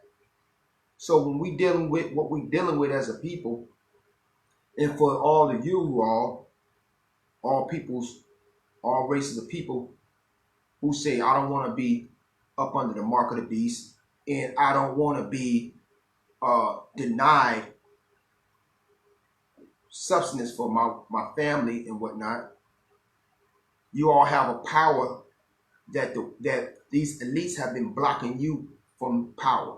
When they shut down the magic, they shut down everybody's power to freedom. So now the power is returning as we are moving into the summer solstice. This is a good time to build your Hecka up. But as I said, the Goatstar is a way in which we can bring down blessings. We can bring down what we want, and no one can tell us what we can have and what we can't have, because they don't originate the wealth that we bringing down from heaven to earth. So it's basically the power to bring from heaven to earth, but it's a rebellion. So the goat symbol is only, on the magical note. On a moral note, goats is not good on a moral note, on the sense that this person, he's rebellious like a goat. But on a magical level, the goat symbol is powerful because it represents us to able to rebel against the shackles of time and space. We can rebel against the shackles of the laws of physics. We can rebel against the shackles of sickness, of disease, of life, death, time, and space. This is when you are actually living as a supreme being, because you don't bow down to the laws of nature. The laws of nature bow down to you. You don't bow down to time and space. Time and space bows down to you. But you got to break free. That's where the Dionysians come from. The Dionysian energy. The Dionysian energy, that's the original Yahshua concept. The Dionysian energy, the Dionysus, that ability to transform your reality. So also when you're dealing with the goat symbol, we understand that the laws of physics are stubborn like a goat. You may say, man, I wish I had $1 million. You're saying it all day long, but $1 million ain't coming to you, because the laws of physics, the laws of time and space, is using the logic and saying what you do to get $1 million. You may say, oh man, I'm in this jail prison. I want to be free. I want to be free. And you're having a dream that you're free, but your body is stuck in that prison due to the laws of physics. But see, it's the power of that goat or the power of Dionysus, the transformative power to transform that reality. Where it goes from you sitting in a prison jail to you on a beach with your feet cocked up.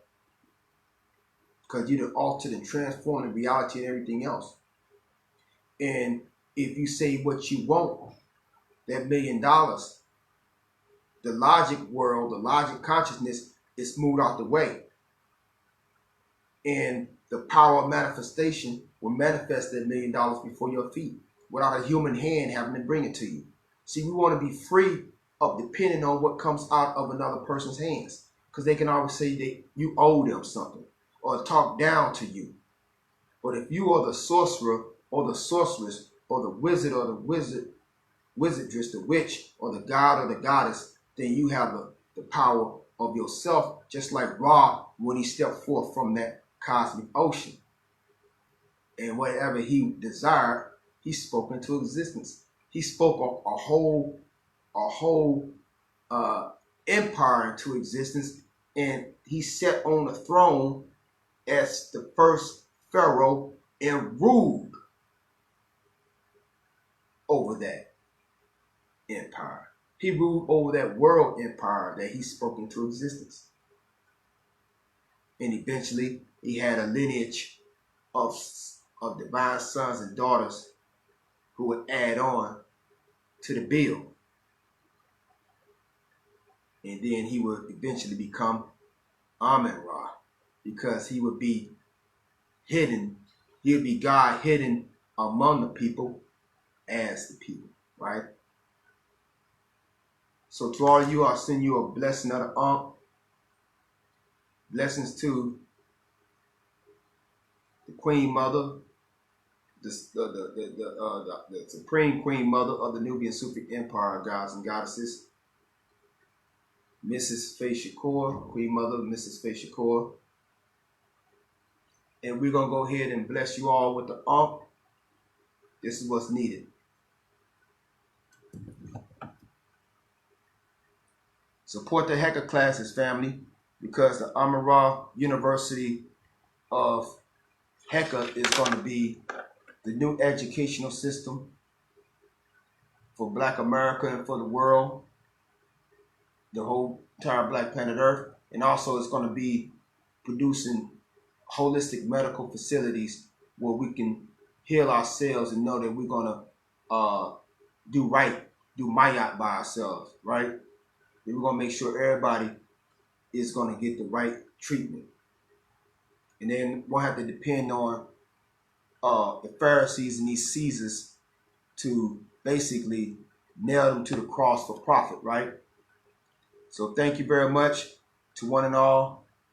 I'll say Hecker Hotel.